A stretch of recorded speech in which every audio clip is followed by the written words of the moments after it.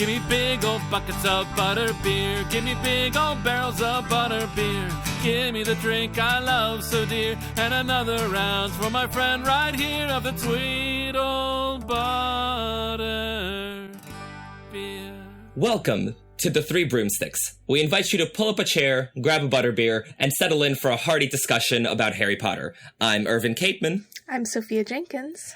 And I'm thrilled to say that today we have two members of our esteemed Cormoran Strike panel back on the podcast, Dr. Beatrice Groves and Louise Freeman. Yay! Yay! Welcome! Yay. Thank you very much for having us. Lovely to be here again. FYI, I'm also a doctor. Oh, I apologize. Okay. And Dr. Louise Freeman. Thank you. Sorry. That's my bad. All right. So, doctors, for any listeners who don't remember you from our last Cormoran Strike crossover, why don't you tell us a little bit about yourselves? Hi, so I started in the Harry Potter fandom. I have a blog at MuggleNet called Batilda's Notebook, which started after I published a book about Harry Potter called Literary Illusion Harry Potter, and then it carries on to looking at everything Rowling writes, so I'm just interested by it all. So Strike started from that. Fantastic. Louise, how about you? Well, I also started in Harry Potter fandom. I wrote for Hogwarts Professor for many years, though now I write at my own blog, which is the Farting Sofa Faculty blog spot on Blogspot. So I write on Harry Potter and Cormoran Strike there, as well as other young adult and mystery literature. I'm a retired psychology professor, and I'm particularly interested in psychology of young adult literature, including Harry Potter, and that interest has also expanded to Cormoran Strike now. Ladies, we are thrilled to have you back on the podcast. It's always exciting to have you on. And Sophia, why don't you tell us why they're here? Yes. Well, obviously, after Book 7 came out, Book 7, The Running Grave, we wanted to have an episode talking about The Running Grave, but I had been working on a piece for the last 7 months, for that I'm hoping will be published on MuggleNet, and it's about how Book 5 and Book 7 in the Harry Potter series are sort of parallels of each other, and how Book 5 sort of predicts what will happen in Book 7. And when The Running Grave was about to come out, I was wondering if the same might be true for the Strike series. So today we're going to be talking a bit about what I wrote about for Harry Potter, and then how it might apply to the Strike series. Well, I read your piece, I loved it, and I'm so excited to dive in. So yes, for episode number 36, we're going to be discussing Harry Potter and Cormoran Strike, and how books 5 and 7 parallel each other. So as always for our Strike episodes, we're going to issue spoilers for the first 7 Cormoran Strike books, up to and including The Running Grave. And, I mean, also spoilers for the first 7 Harry Potter books, but y'all knew that. Well, before we get started, I would like to make one announcement for the benefit of those who heard our last Strike discussion here at the Three Broomsticks, where I claim to be the same age as Pat. I need to state for the record that at the time, I was making the claim based on the age we all thought Pat was. We learned in The Running Grave that she's actually 10 years older than she was claiming. I am not 67, so I want to issue an official correction for the record. I am, in fact, quite a bit younger than Pat. Yes, let the record show. Thank you. It's also quite nice, because I always felt that she looked 10 years older, felt a bit sort of needling of her, but in fact it was a little reference that she is 10 years older than that. So. Oh, yeah. Well, you know how that smoking causes wrinkles. You know, that's what I assumed it was. Yeah, that's what I assumed too. No, yeah.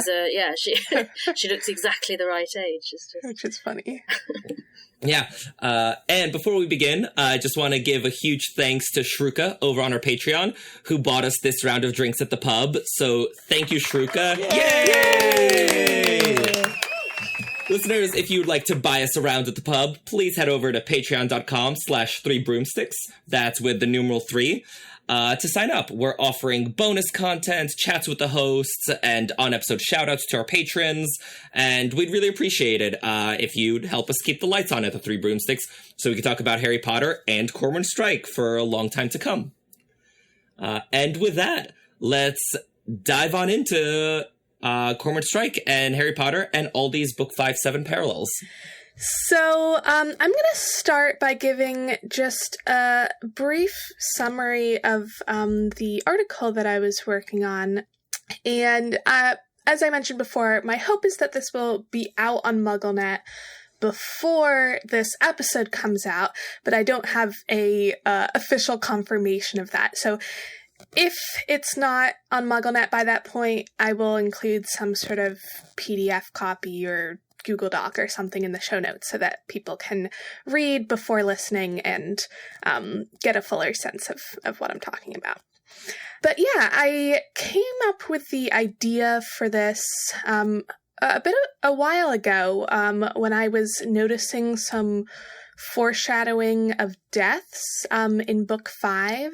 There were quite a few moments that it seemed like there were deaths that happened in Book 7 that were foreshadowed in Book 5.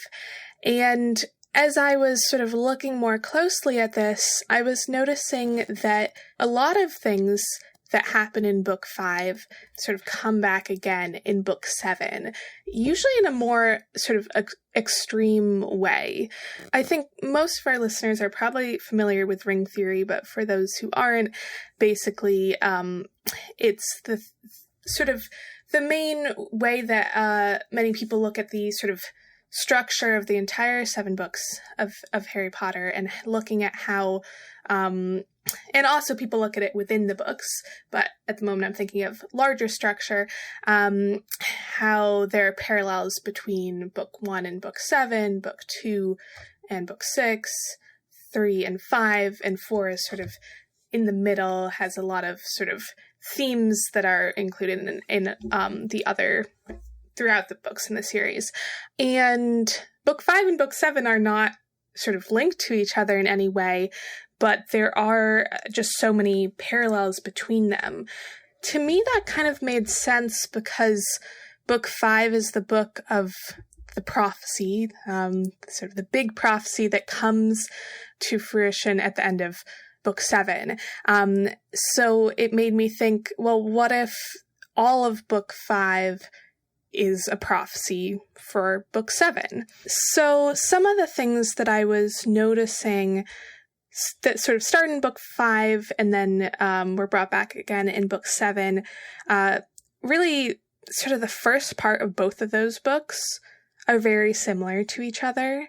So at the very beginning of Book 5, we see that Uncle Vernon is sort of terrified of the fact that Voldemort is back and how that's going to affect his family.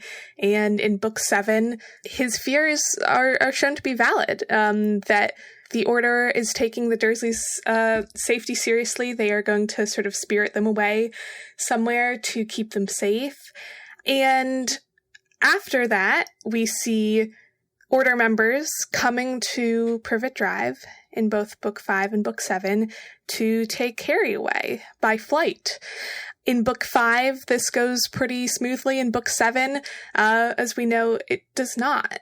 And then there is a trip to the Ministry of Magic. There's a trial in both of those. In Book 5, it's sort of an underage wizard magic trial that is far more extreme and intense than is expected. And then in Book 7, we see it's much darker, that Muggleborns are being brought to Azkaban.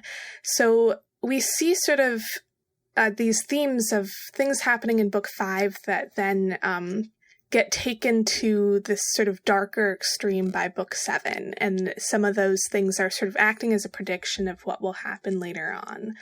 And then they go to Grimmauld Place in both books, and Grimmauld Place in book 5 brings up a lot of things that come back again in book 7, like the locket and Regulus Black and Creature. And there's a snake attack in both, Arthur Weasley, and then we have the much darker Bathilda's Secret chapter where the snake sort of comes out of Bathilda. So those are some of the themes. I don't want to get into sort of every single part of it, but I think that gives you a good sense of how book 5 is sort of acting as a prophecy for book 7. I don't know. Should I get into the foreshadowing of deaths, or? Let's sort of, go over like the connections first, and then do the deaths thing. Okay, sounds good. So yeah, honestly, like when you started listing all of these, I was like, yeah. Like when you lay it out, it really is sort of remarkable how similar the two are. Like, so I've been saying a lot of musicals because, Tony's season on Broadway. And like, the best way I can think of it is like, Deathly Hallows is a dark reprise of Order of the Phoenix. Yes. I think that's a very, a very accurate way to describe it. And like, I don't know about the rest of you, but like the minute I heard this topic, I was like, oh my God, like I can run with it and like find more connections. So the ones I thought of off the top of my head, are the two-way mirror, where like in Order of the Phoenix, Harry like desperately wants someone to come to his aid, from beyond the grave using the two-way mirror. And in Deathly Hallows, he kind of thinks someone does for most of the book. Yeah. Mm-hmm. And then the Room of Requirement, which is introduced in Order as this, like, wonderful, like, warm, happy, like, place of refuge. And then in Deathly Hallows, it is right up until Crabbe sets fire to it. Yeah, that's true. Those are good. Yeah. Yeah, I mean, I love this essay, Sophia. I really am so glad it's going to be posted, because I really think everyone should read it. And yeah, it is fascinating because it is not a connection that's predicted by ring structure, yet it is so clearly there. And as we'll see, of course, we're seeing a lot of that in Strike as well. And I think it's layering the complexity of both of these series beyond what we even thought it was. It's interesting. In one of the papers I wrote about psychology in the series, I wrote about the two great escapes from Privet Drive, both led by Mad-Eye Moody. And I wrote about that in the context of his PTSD, how he's acting crazy and they're rolling their eyes at him. He's acting paranoid, like they're all going to get killed. And Kingsley's saying, calm down, no one's going to get killed. And Tonks is saying, you're mad, Mad-Eye, this is crazy. Which is, sort of the attitude people take toward individuals with PTSD, which I've argued that Mad-Eye Moody is sort of a representation or a caricature of that condition. But, book 7, he's acting the same way and no one's laughing at him. Mm-hmm. And that's, of course, because the symptoms of PTSD come in very handy if you're actually in combat or on a battlefield. Being extra jumpy, remembering things that have endangered you in the past, that's what you need to survive. I thought that was the major echo there, is that we're showing him as, a PTSD civilian versus a PTSD soldier. But I love this idea of that being as part of a larger echo. I think that is just amazing. I'm curious. So a lot of the really, really clear parallels you pointed out are sort of like in the beginning and sort of like, in the rising tension portion of the book. How closely did you find that the like climaxes parallel each other? Because so off the top of my head, the big duels at the of Dumbledore versus Voldemort and then McGonagall versus Snape are very, very similar. Literally sort of like beat by beat. They're like, I send a fire snake, and I rebut with, flying daggers. Like, it's very close. I remember finding that parallel and I was like, huh. And I always thought that it was like a cool sort of reprise and then never thought of it in the larger context. But I'd be curious if sort of like one looks at the big climactic battles and sort of how many other connections there are. That's great. I love that parallel. I hadn't noticed that. One thing I talk about in the essay is Neville's role in both of those sort of climactic moments. So in book 5, Harry thinks that he's alone and Neville comes in with his bloody nose and he's like, "You still got me," but he says it, I don't remember, like with, blood coming out, so it's not quite that. He's like, you still got me. And Harry is like, oh no. He's like, there's just like this moment where Harry's just like has this sinking feeling of like, please, Neville, just like, I don't need you here. You're not helping. Like, you're just making things worse. And like, that always seemed a little sad to me. But in book 7, like, Harry is presumed dead and Neville charges at Voldemort. It's like, has very much that same energy of like, there's nothing he can do to be helpful. He doesn't even use his wand. He just charges at Voldemort.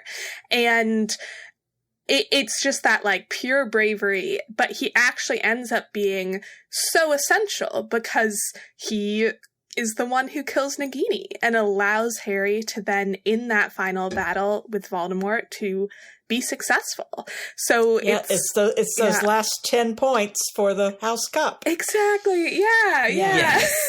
So that's a good like ring theory parallel, and then 5-7 parallel. So that was what I was noticing, but I'm curious if anyone else noticed anything from the climax. Well, there's also, like, the Dumbledore's army in general, right? Where, like, in Order of the Phoenix, Dumbledore's army is, like, a student group, and they're like, we're learning to defend ourselves against this, like, faraway, distant threat that's, like, out there. And then in Deathly Hallows, Dumbledore's army, like, they're very much, like, at war with a threat that is very much, like, then and there with them. And in Order of the Phoenix, like, like Neville and Luna and Ginny are just like, no, we want to go with you because Dumbledore's army was real. And then, like, in Deathly Hallows, it's the same where they're like, Harry's leading us in revolution. And Harry's like, no, I don't want revolutions. And they're like, Harry, yes, you do. Lead the revolution. Yeah. Well, I mean, the other thing that occurs to me is, Dumbledore's army, they're very in their trip to the Ministry was, at the heart of it, a mistake by some foolish kids. They went to the Ministry, they got caught, the Order of the Phoenix had to come in and rescue them, and Sirius got killed, and of course Carrie bore a lot of guilt because of that. In Deathly Hallows, it was almost the reverse. I mean, you had Dumbledore's army showing up, at the Battle of Hogwarts, and I remember that scene when Mrs. Weasley is trying to make Jenny go home, and she was saying, you're just a teenage gang, and Fred, I think it is, that jumps in and says, a teenage gang that's ready to stand up to Voldemort when the rest of you won't. Mm-hmm. Yeah. So it was like the Dumbledore's army was inspiring and kind of kicking the Order's butt at that point, and getting them almost taking over the leadership role there. And, one of my favourite bits in the Battle of Hogwarts is when Harry is saved by Luna, Seamus, and Dean, who are, I love that so much. And it's such a, they're bit part player, Luna less so, but the other two are pretty bit part players. But without them, he would have been destroyed by the Dementors at that point. Wouldn't have got to Snape. The whole thing wouldn't have happened. So they are essential in that moment, and it's a lovely moment of the heroism of the whole group. Being essential, which I love the way that each Horcrux is destroyed by a different person, and that's one of those same sort of moments, I think. Yeah. Wait. But actually talk of that moment, right? Because in Order of the Phoenix, we see Harry teaching the Patronuses to them. Yes. Yeah. And like Sophia says, it's in like a safe, sunny, warm environment. And he's like, guys, like it's going to be harder when you're not in like the well-lit, comfortable room of requirement. And then we see them do it when it is hard. Exactly. And I think with Luna, I always like that about Luna. I don't think Luna's ever bothered by her environment. You know, she can always produce a Patronus. It's like the way she just, gets on the Thestral in book 5 as if she's, just always got onto Thestrals. It's no problem. So yeah, absolutely, that she's in some ways less affected by that, because that's part of her head in the clouds thing, isn't it? That it doesn't really matter to her whether she's in a battle or a nice cozy room. Yeah.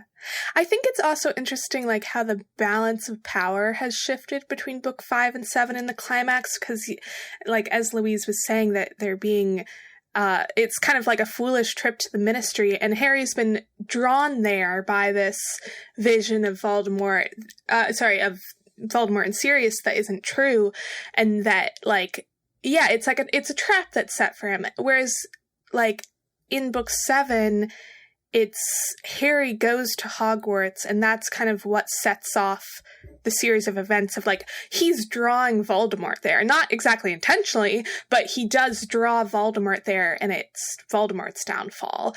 And it's like they are the ones who are sort of, they have their fortress that they're defending. And, like, it's not that they are just all powerful or anything, but there is this, like, sort of shift in the power balance of, like, Harry's on his home turf, and he's sort of drawn Voldemort to that space for this final battle.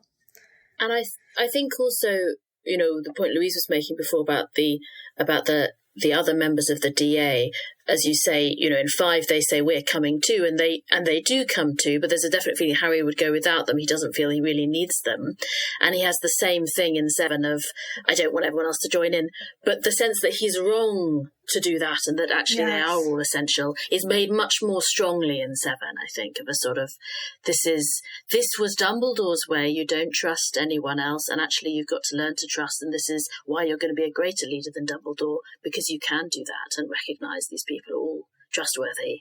Yeah. And I think it's beautiful, like, in book 5, there's this, like, sad moment where Harry and Ron sort of look at each other, and, like, they're both sort of thinking, if we could pick 3 members of the DA to join us, it would not be Luna, Neville, and Ginny. And then we see, like, it should be Ginny, though. I'm sorry. It should be Ginny. Ginny but, like, should be on the list. It should be all It should of them. be all three all of three them. of them are great. Yeah. But you understand why they feel that way. They were They're wrong. protecting Ginny. Yeah. They weren't saying that she was not powerful enough, because Right. she had really proved herself at that point. Yeah. Maybe Neville and Luna had not quite. But but then we get in 6, don't we, that he recognises that actually they are all cool now. Yeah. Yes. And in book 7, it's not just, they're all cool. It's like, they are the ones leading the DA in his absence. And, like, Luna's the one who helps him for, like, trying to figure out the diadem. Like, he goes with Luna, and then Neville's the one who he trusts with Nagini, and, like, Ginny he's still trying to protect, but not because he doesn't think she's powerful. And so it's like we see Luna, Neville, and Ginny really come into their own right and, like, prove that they are the 3 people who he trusts the most in the DA. Mm-hmm. And the lovely bit of Luna sort of, still being so much herself, where she was like, well, it's good because it's how we learn. And he's like, we don't want to learn, only that we just need to get in the door. We're in the middle of a battle here. She's like, well, okay. And then just comes up with the right answer. And you're like, go Luna. I mean, Luna's the best. We know that. Like, at least half of this panel has her as the favorite character. It works quite well with the actor as well. I remember that stuff about Neville. I forgot the Matthew Lewis or whatever having this glow up in real life, which worked very nicely. Yes, but then, he, as they say, long bottom. Yes, but it does work very well for that. His character had that as well. That he's now actually a guerrilla leader in 7. It's quite a different place, and it worked very well in the film. Yeah.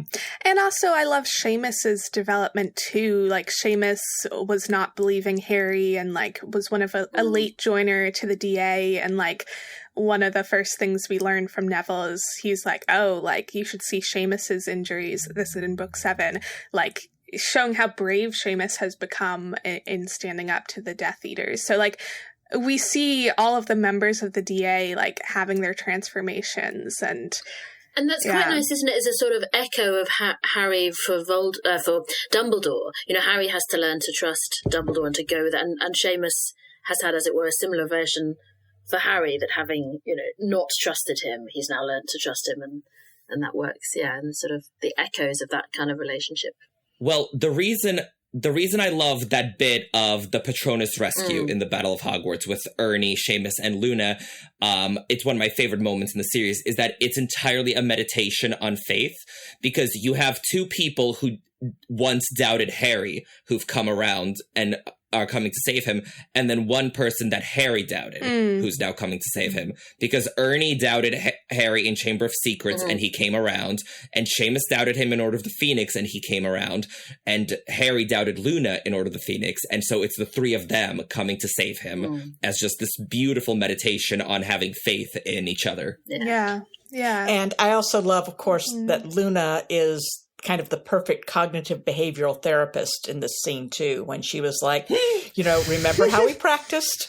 Think of something happy, you know, acting like it's practice again. That's, of course, a big part of cognitive behavior therapy, is practicing the skills you need, you know, before you're overcome with your depression or despair, which, of course, the Dementors are a manifestation of clinical depression, and we're inspired by clinical depression. Yeah. That's a pretty well-known story now in Potter fandom. But Luna is behaving very much like a cognitive behavior therapist, which we know Rowling got that treatment for her depression. So I always thought that was a neat connection. And that's a good strike segue, isn't it? That's when Robin goes to therapy, she's like, well, I didn't find the rest of therapy very useful, but I did find the CBT useful. Yeah, exactly. Carry on with that. Exactly. We feel we're getting an experience there.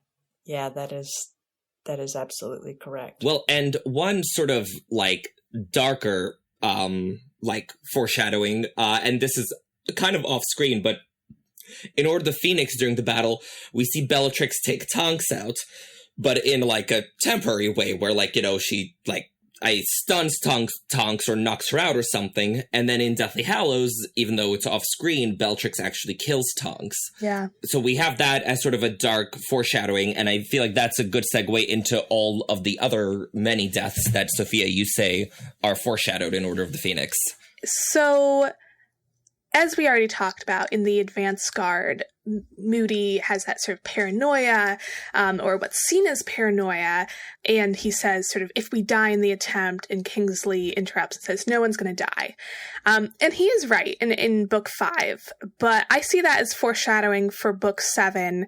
Mad-Eye is completely correct, and he, in fact, is the one who dies in that battle. We have one foreshadowing that is more of a foreshadowing within book 5 that other people have already pointed out. The Table of 13, that Sirius is the first one to stand up in the chapter Order of the Phoenix, and he is the first one to die. My favorite one that I found was in the Woes of Mrs. Weasley. So Mrs. Weasley is fighting the Boggart, and it transforms into each of her loved ones in turn dead. And there are 4 people who come to her aid, which are Harry, Sirius, Lupin, and Mad-Eye. And Lupin in particular tries very hard to convince Mrs. Weasley that her fears are, you know, not warranted, that this isn't like the last time, the Order is prepared, you know, we've got a head start. But all 4 of those people, sort of Harry temporarily, but all 4 of them do actually die by the end of the 7th book. This is genius. Like, I saw that and, you know, just sort of like, you know, it all made sense now. Yeah. Like, what a good find. Yeah, because the thing is, it's interesting.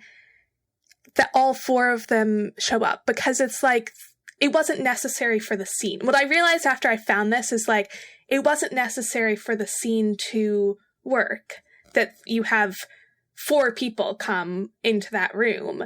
So it feels so intentional, you know, like you could have had just one or two of them, you know, and or seven. We usually expect seven in these things. Yeah, it could be, everyone shows up, you know, like it could be anything, but it just feels so intentional as a way of showing, and I love it too, because I think, I don't know, there's also like a gender aspect here of like Mrs. Weasley sort of crying, and she's like, I'm just being silly.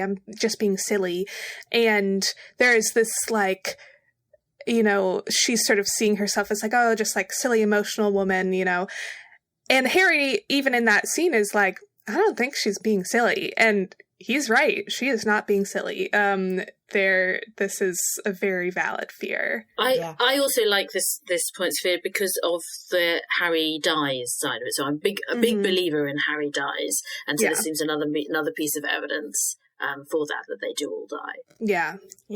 And I'm glad you brought up the gender aspect, because of course that is a very mother thing, and Mrs. Weasley is the archetypal mother of the whole series, you know, to be worried about her family, worried about her children in particular.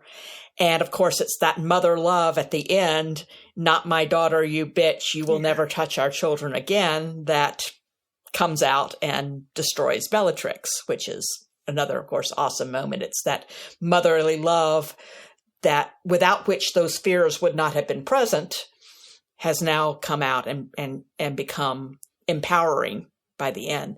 The other thing I think is neat is that the people she actually saw dead, with the exception of Fred, you know, don't actually wind up dying. It's the people who save her that wind up dying, which is just really an ironic twist. And, you know, even in her vision, of course, the twins appeared together. They weren't separate. Yeah. Yep. And of course, I've heard that said, you know, not even in her worst nightmares did Mrs. Weasley ever think the twins would be separated, which makes Fred's death all the more poignant. Yeah. Speaking of Fred's death, I think there's a bit of a foreshadowing for that as well, after Mr. Weasley is attacked. So Sirius, Fred, and George get into an argument over sort of what sorts of risks are worth taking. And Sirius says, this is how it is. This is why you're not in the Order. You don't understand. There are things worth dying for. Easy for you to say, stuck here, bellowed Fred. I don't see you risking your neck.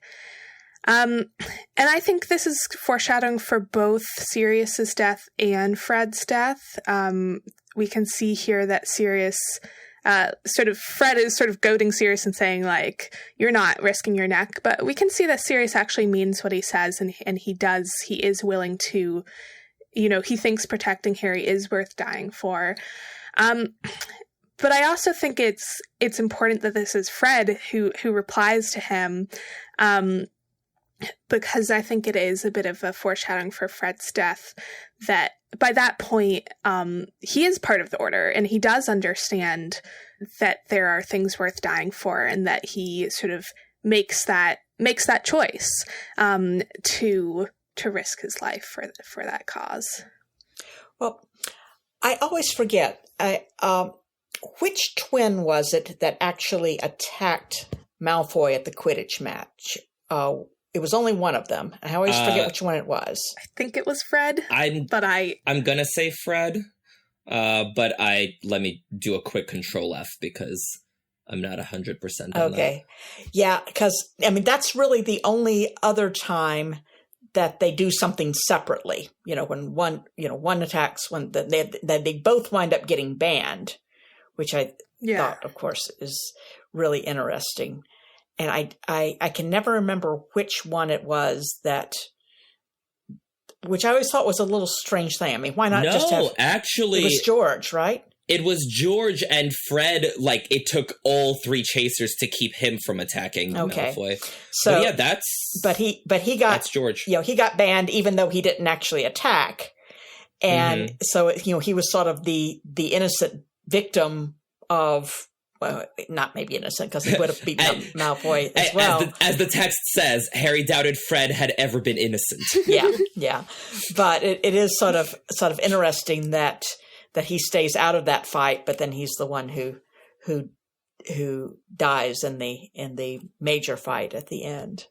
Yeah. I think that's the one time we sort of see George as more hot-tempered than Fred. Fred's usually the slightly more aggressive of the two, and in this case it wasn't. Yeah, I guess that was more chance than anything because Harry let go of him, so...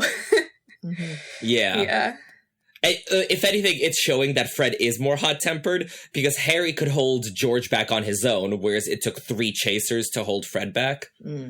Okay. So, true, but also might be a size thing because the 3 chasers are all women, and Harry's might be a bit bigger than they are.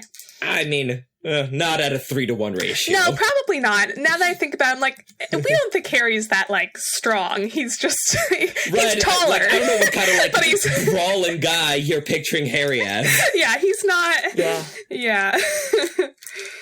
Especially because Fred and George, I never picture them this way, but they're described as being more like a bit short and stocky. So, yeah, honestly, maybe that is proof that Fred is more hot-tempered, because I'm like, how did Harry manage to keep him back on his own? Mm-hmm. So that's all the deaths in Deathly Hallows that are foreshadowed, unless we missed one. Yeah, if anyone else finds one, please tell me. So why don't we then turn our attention to Cormoran Strike and how 5 and 7 parallel each other there. Yes. So, yeah, I know, when you propose a topic, a few sort of big and obvious parallels between Troubled Blood and Running Grave came to mind.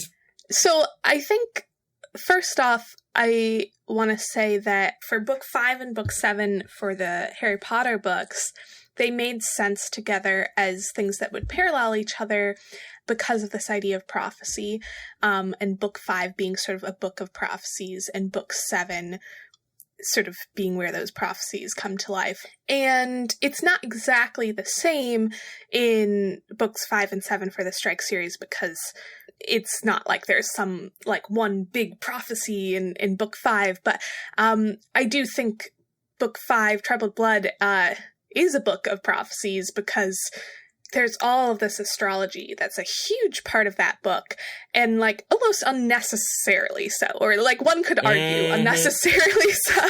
I mean, I think there's some cool elements, but there is a lot of astrology in there.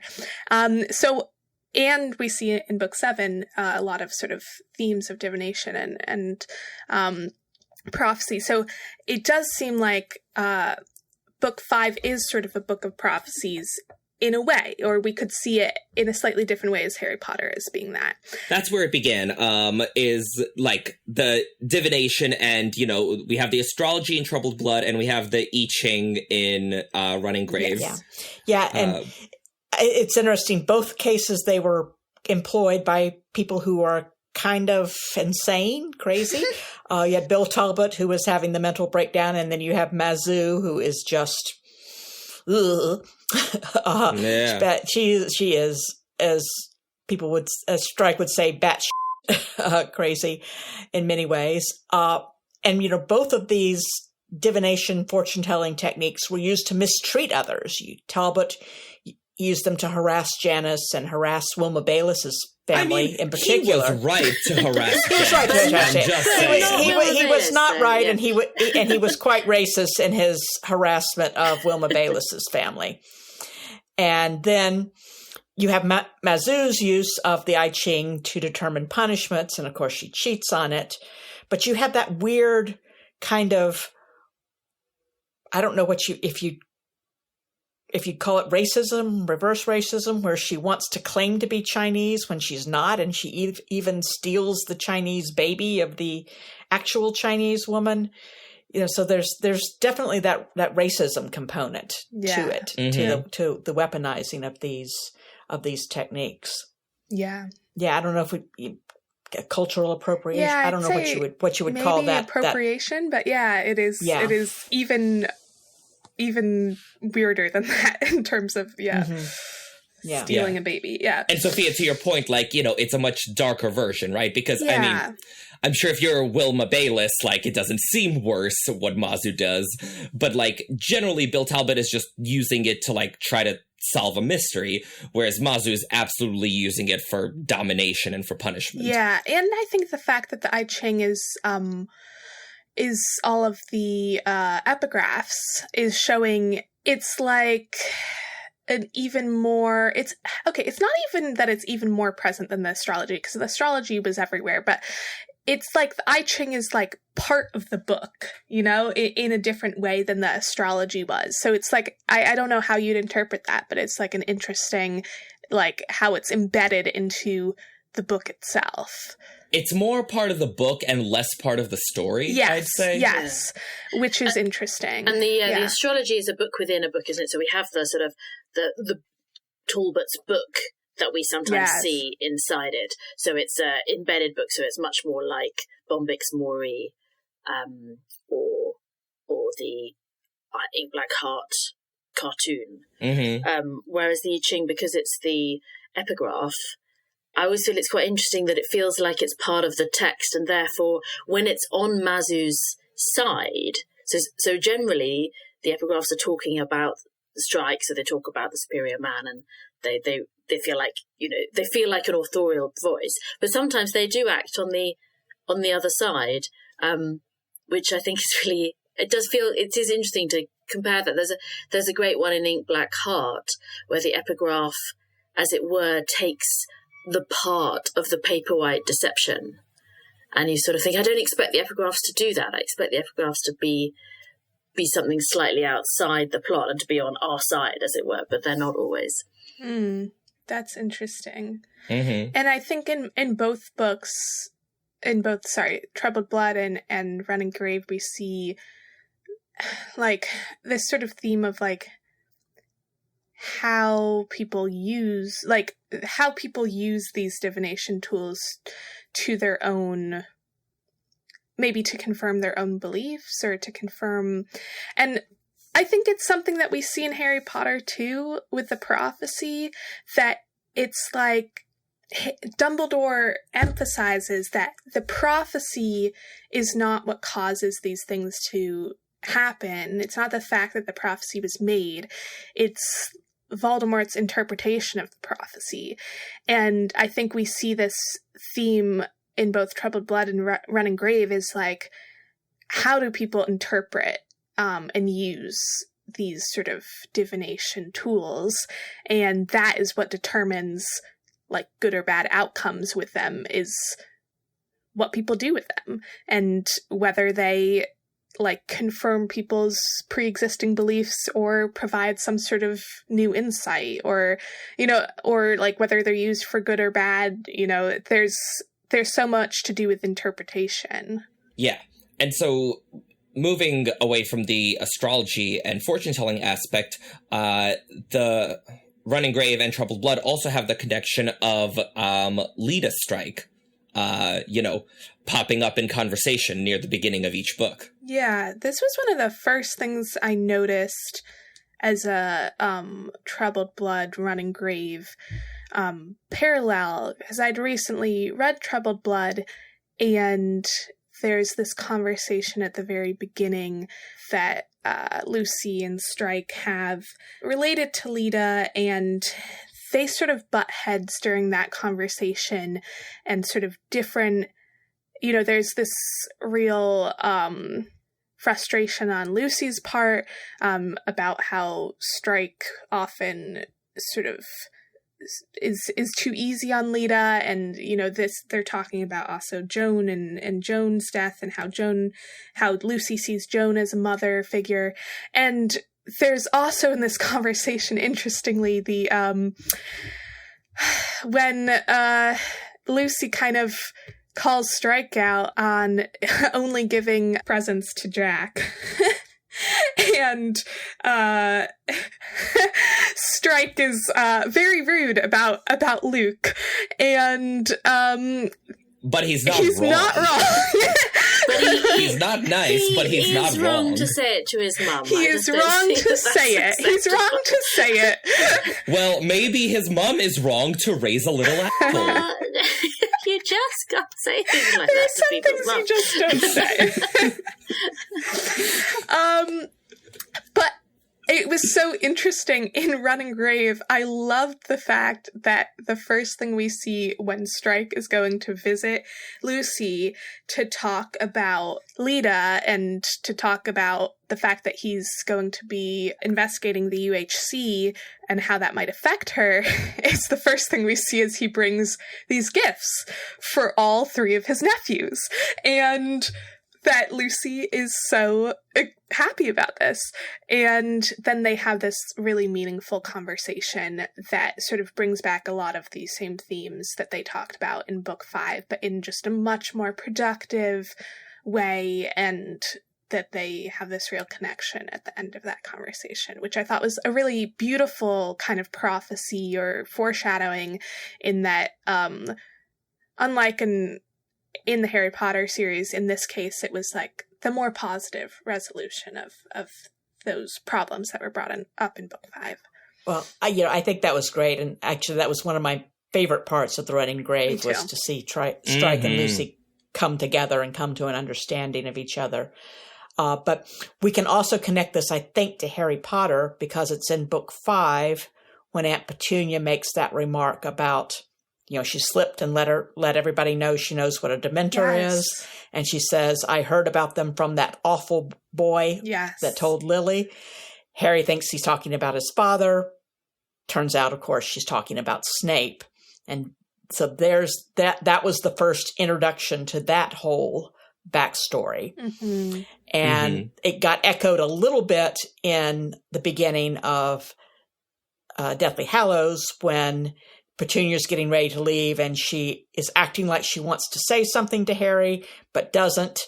I think that's a way of reminding us. It's like, oh, by the way, Petunia knows more than she's letting on here. Just remember that. She knew what Dementors were. There's other stuff that she knows too. Hint, hint. And then, of course, the whole story gets revealed by the end, that this was Snape and Lily, not James and Lily. Wait, so you're saying that Leda Strike is the Snape of the series? It all makes sense Not now. Exactly. No. I think Rugby's the Snape of the series, but that's another story. But no, I think this is an echo, just echoing back to the history of the mother. Yeah, that's and interesting. what people remember about the mother from when they were children, and echoing that part. I also think there's a sort of interesting parallel to sort of connection between siblings, and I actually am not thinking about Petunia and Lily so much as Harry and Dudley, who are not actually siblings but are raised kind of as siblings, and that in book 5, like, there's this moment that, Harry has saved Dudley's life, but Dudley hasn't realized that. So he's blaming what happened to him on Harry. And then in the beginning of book 7, we see that Dudley has realized that Harry was looking out for him and saved his life, and that he, sort of speaks up and says, I don't think you're a waste of space. A waste of space. You saved my life. And so sweet. Yeah, it's so sweet. Yeah. So it's like that sort of sibling relationship being mended in book 7. And we do see that Harry and Dudley do actually maintain some level of relationship in the future. Well, and so, these are like nice, warm, and fuzzy parallels. Let's move on to something not warm or fuzzy at all. Charlotte. Charlotte. Dun, dun, dun. Dun, dun, dun. I feel like I should have predicted this. I mean, like we were saying before we started recording, I predicted that literally every other character in the series was going to die in Running Grave, except Charlotte. The thing is, before going into book 7, I was like, I am guessing that there are going to be a lot of book 5 parallels, and I should have predicted that since there was a suicide attempt in book 5, that there would be an actual suicide in book 7, but it didn't even occur to me. But it is such a clear parallel and such a clear, like, foreshadowing. If it was an actual suicide. Dun, dun, dun! It was absolutely an actual suicide. Yeah.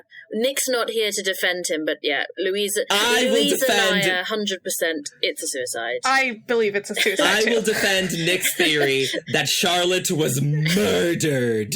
It is dramatic, but we know that you like to be dramatics. Me? Be dramatic? That is the most ridiculous thing I have ever heard.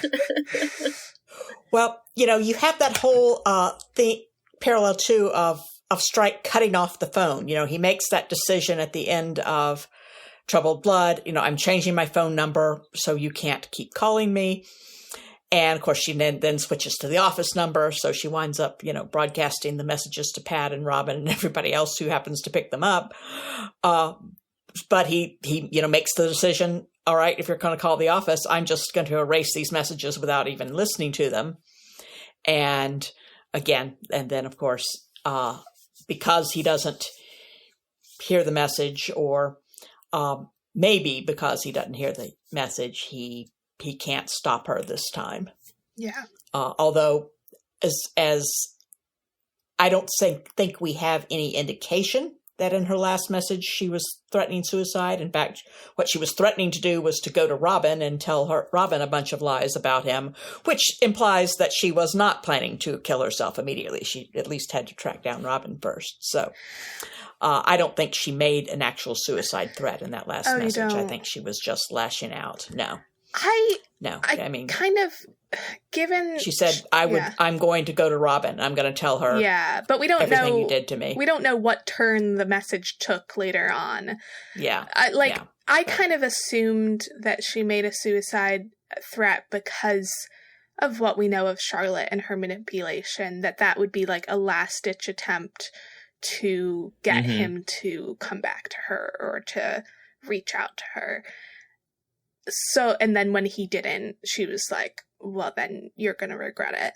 So I kind of assume that she did because it just fits with everything that we know of Charlotte. I just assume that in that message, partway through that rant, she took a turn and, was threatening suicide. But I don't know what the rest of y'all think. Here's a connection. Is Strike ignoring her calls and, like, deleting them and screening them? Is that the Strike version of Harry's occlumency, where he, is trying to block the villain from his mind? I think it's closer to Expelliarmus. I think that's sort of the spell. I mean, they talk about, Charlotte having Strike, under a spell at a couple of things, or bewitching him, or I forget what the actual term was. But I think cutting off the cell phone, cutting off the messages is more like disarming spell. And it rebounded on Charlotte. He blocked it and it rebounded on her and she killed herself. So I think of it as more like Expelliarmus.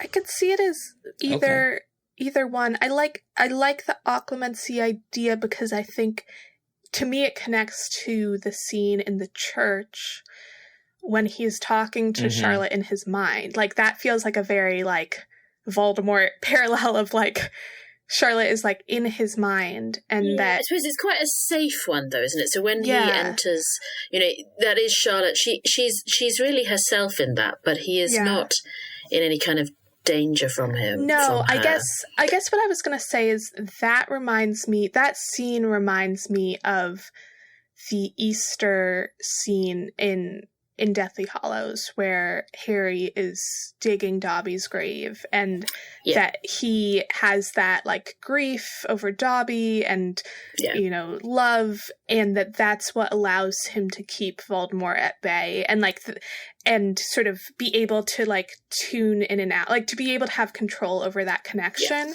No, I mean, I completely agree with that one, but that obviously that's the grief and love for Dobby keeping Voldemort at bay. It's not like when he decides to go into Voldemort's mind No. in 7. But just Yeah. on that Easter parallel, I have written a piece for that in Nice. Hogwarts Professor, just about that church chapter, because it's that's basically great. my favourite Yeah. chapter of the entire Strike series. Oh, and I think it's same. wonderful.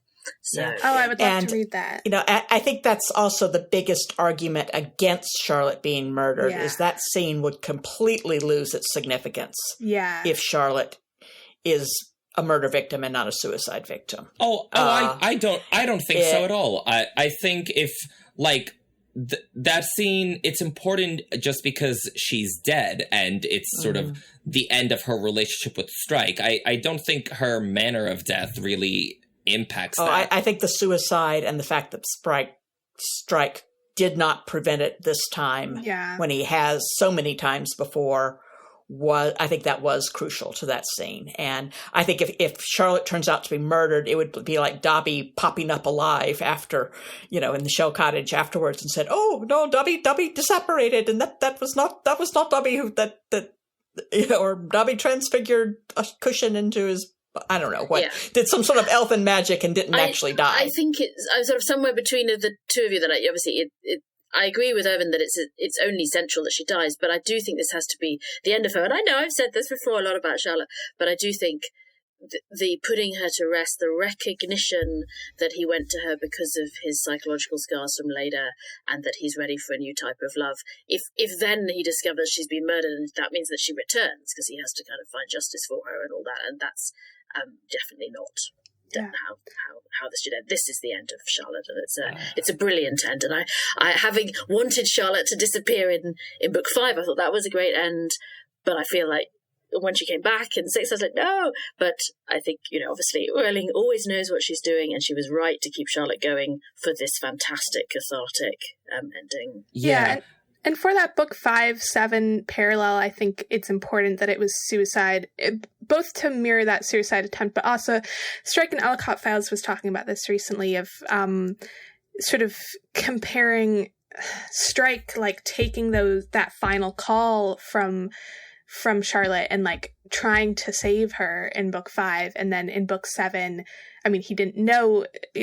Okay, we don't know if she made a suicide threat, but either way, he like erase those messages. And I think that parallel is also important of sort of, that he was no longer taking responsibility for keeping her alive in that same way. And so I think that's important. He would have, if he had heard her make a suicide. I think he would have, because he's a good person and so he still would have done it. But at the very least, he would have called. Yeah, he would have done the same thing as he'd done last of trying to save her, but it's, But it's more like that, because he was cutting off contact with her, he was no longer taking responsibility for, whatever she might do as a result of that. That's right. It's no longer his thing, I mean, so I'll admit my desire for Charlotte to have been murdered is not entirely objective. It's just because I disliked Running Grave so much, and I feel like if it turned out she was murdered, and sort of the whole Charlotte thing was at least plot relevant, I feel like for me that would redeem at least part of Running Grave, part way through. Have you reread it? So when this just I am never slogging through that again. I just nope, I'm one and done. But I remember this when I said you'll enjoy it more in the second read. No, there will be no second read. There will be no second read. Have you been? That thing is 900 pages long. That is not something that you give another chance You did to. enjoy the church scene, though, right? I did. Yeah, so clearly that was good. Even that, even for you, that got through. Did I tell you how that church scene went? So I was literally on my way to work, and I'm one stop away, and so I turned the page to begin the next chapter, and the next chapter, Charlotte said it, I was like, what? And then I had to go to work. It was the earliest lunch I have ever taken at work. I was like, oh, would you look at that? 11:15. Gosh, my stomach's rumbling. I've got to find out what happened. Well, there you go. Even a book you hated had you changing your day to find out what happened in it. Yeah. What about when, because she did leave the cult. It was much earlier than you could have been. There were still hundreds of pages after she'd left. How was that bit? For me, everything afterwards just got worse. Oh, right. I thought it all went to crap. Well, we're just going to have to edit you out of this podcast. Yeah, pretty much. Like, I'm not allowed on the strike panels anymore. Well, we did say we didn't want to go too far into that because we want our, crossovers to be positive. Yeah. So let's get back to our main discussion. Yeah. Okay. Yes. And the rest of us, I'm sure, feel slightly, well, I really enjoyed Running Grave. I enjoyed it too. I enjoyed it too. I thought it was, I really liked it myself as well. Sorry, you're outvoted, Irvin. I mean, I'm happy. I don't want to yuck anyone's yum. Like, I love that for you guys. You're just not going to join us. No, I'm going to be in my contrary little corner over here just grumbling the whole time. So let's get back to our parallels, because, that's fun, right? Okay. This is fun, right, Irvin? Yeah. Oh, this actually is a lot of fun. I'm like, this is fun, Irvin. You better have fun. The death is not, just a sort of unsubtle one. There's a very important woman in his life dies in 5 and then again in 7. So just as your deaths in 5 and 7. Oh, yeah. Oh. Yeah. And there's that cancer parallel, although it's fake in 7, we believe. But that... Yes. Oh, it was absolutely... Or is it? Dun, dun, dun. Maybe she didn't die of suicide. Maybe she died of cancer. It was a very fast-acting one. It just happened to make her bleed out in the bathtub. No, I think there's a little... Yeah, they discovered it like stage 4. Like, she had like 2 weeks to live. I think we don't know that it's fake. So what I think we've got is that, but just there's that little moment where Strike says, you already know it's cancer. And she says a bit too quickly, yes. And it says a bit too quickly. So you have that sort of, so she's got some kind of anomaly which they're checking out. Mm-hmm. And she's just decided to say it's cancer. So she could still have cancer. She could, but she doesn't know that she does. So I think that's, my guess is that's the reality, is that she's doing the whole, I will assume the worst case scenario because that's the most dramatic and that gives me emotional blackmail power over Strike. But she still could. She could. Also at the end, Strike says, like, her sister doesn't mention the cancer, so he believes that it never existed. So that's not proof, but it's more like you would think if she ever got back the results or anything that she would tell her sister, but it probably just never got to that stage. It is just still in the probably never got to that stage. So we have no idea. Yeah. Yeah.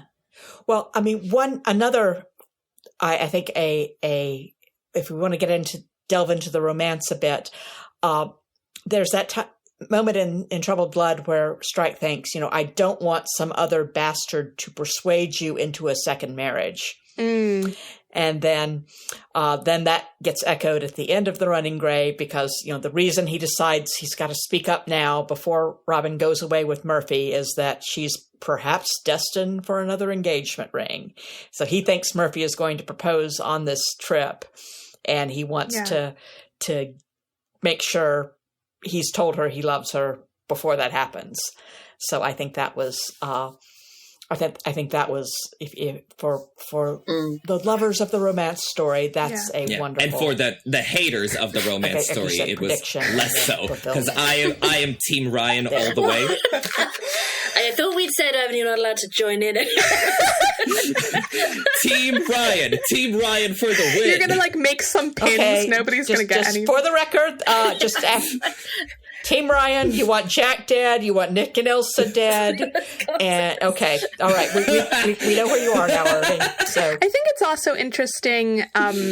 Book 5 is the only book that Strike does not date anyone, and Book 7, he has that little fling with Bijou, but then after that, he's like, no more. He's like, no more meaningless flings. And I think there is a real parallel there, because I think in book 5, this is right after Robin's got divorced, or she's in the middle of her divorce, and I think there's that hope, Strike has that hope, and that's why he doesn't date anyone. And he's like, if I stay single, then maybe something will happen. And at the end of book 5, he sort of takes a step towards that happening. He puts on this beautiful birthday for her. He gets perfume for her, there's the little kiss, and there's the promise of something happening. And then we know at the beginning of book 6 that there's almost that kiss, and then there isn't. And then he starts dating again. But then I think in book 7, it's like an even more meaningful, no, I'm not going to date anyone right now. Even though she's with someone else, it's like, this is not worth it, because... And 5, he doesn't articulate that idea. Yes. So we see him doing it, but in 7, it's like, right, that's it. I'm not having any more of these silly... Yeah, I think book 5, it's like a subconscious thing. Like, we never hear him consciously think, I'm not dating anyone right now, because I'm kind of hoping something will happen with Robin. But, like, in book 7, he's like, until I do everything I can to make sure this Robin thing works, you know, it's not worth it to date anyone else. And at the end of book 7, and I think a beautiful parallel to book 5 is he does actually take a step like he does in book 5 of trying to communicate his feelings. Yeah. And that end of book 7 communication has an exact parallel to book 5. Does someone have the quote for us of the trapeze of book 5 and book 7? Yes, I have that someplace. Let me look it up. Yes, it says the fatalistic daring of the trapeze artist swinging out into the spotlight, only black air beneath him. That's from 5. And then the fatalistic daring of the trapeze artist preparing to swing out into the spotlight with only black air beneath him is also in so 7. It's like such an exact... So you got 2 trapeze artists. Like exact phrasing, bringing us back to that moment in 5 when he sort of brings up the topic of, people sort of are trying to set us up, and he sort of is bringing up some of these topics and is thinking something might happen. But they're both, they've both been drinking. It's not exactly like a planned thing, and then they get interrupted. And then in book 7, it's they're both sober.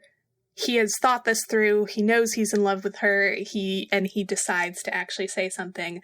And then, of course, they get interrupted as well. Yes, the interruption is very strong parallel, isn't it? But, again, I'm sure lots of us reading 5 wish that hadn't happened, but I do really like the fact that they've not been drinking, that this is a moment of truth that you can't step back from. And say, oh, I was a bit, I was in vino veritas, I was slightly pushed into it. It's no, I've chosen this in the cold light of day.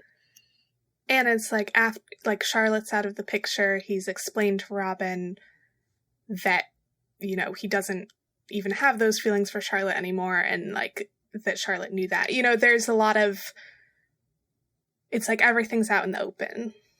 They're a lot more honest with each other than they were in book 5. Book 5 is just when they're in that scene saying that they're best friends, and by this point they've been best friends for a couple years and have actually opened up to each other more.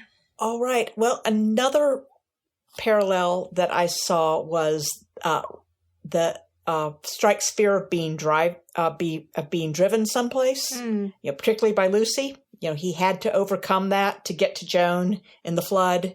He had to get in the Jeep with Lucy and drive there, and they took turns driving. So, yes, he was being driven by this crazy sister that gives him PTSD flashbacks to get to Joan.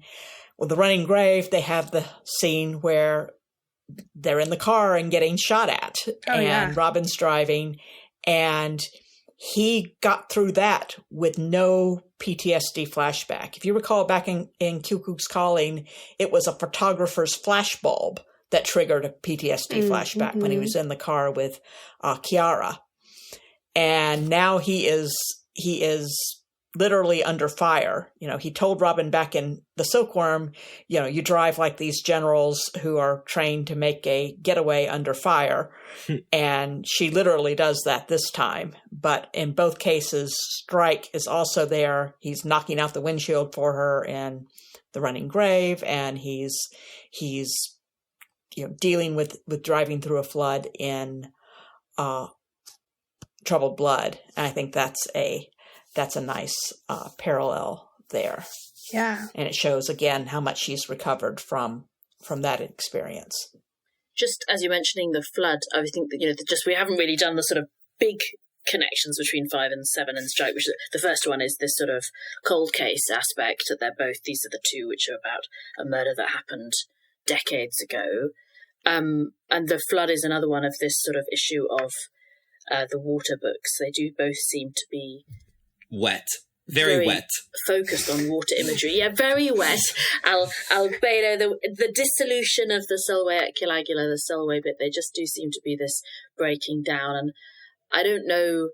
I admit, I think she structures things very closely, but I do think she structured this as a 7-book series, and it's now a 10-book series, and that some of that, it just involves some repetition. So having thought that 5 was perhaps going to be the breakdown, the changeover, then actually still 6 and 7 have both been doing that, and now we've got the final change in 7 that maybe would have happened at the end of 5 at some point. It is difficult to at least the calendar cooperated with her, because due to the real life weather events, it was the Cornwall floods, which actually happened in 2014, and then you had tropical storm, whatever it was, I forgot the name of it.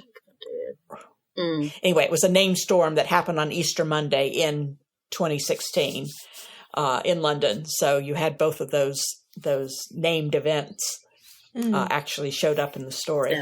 Yeah.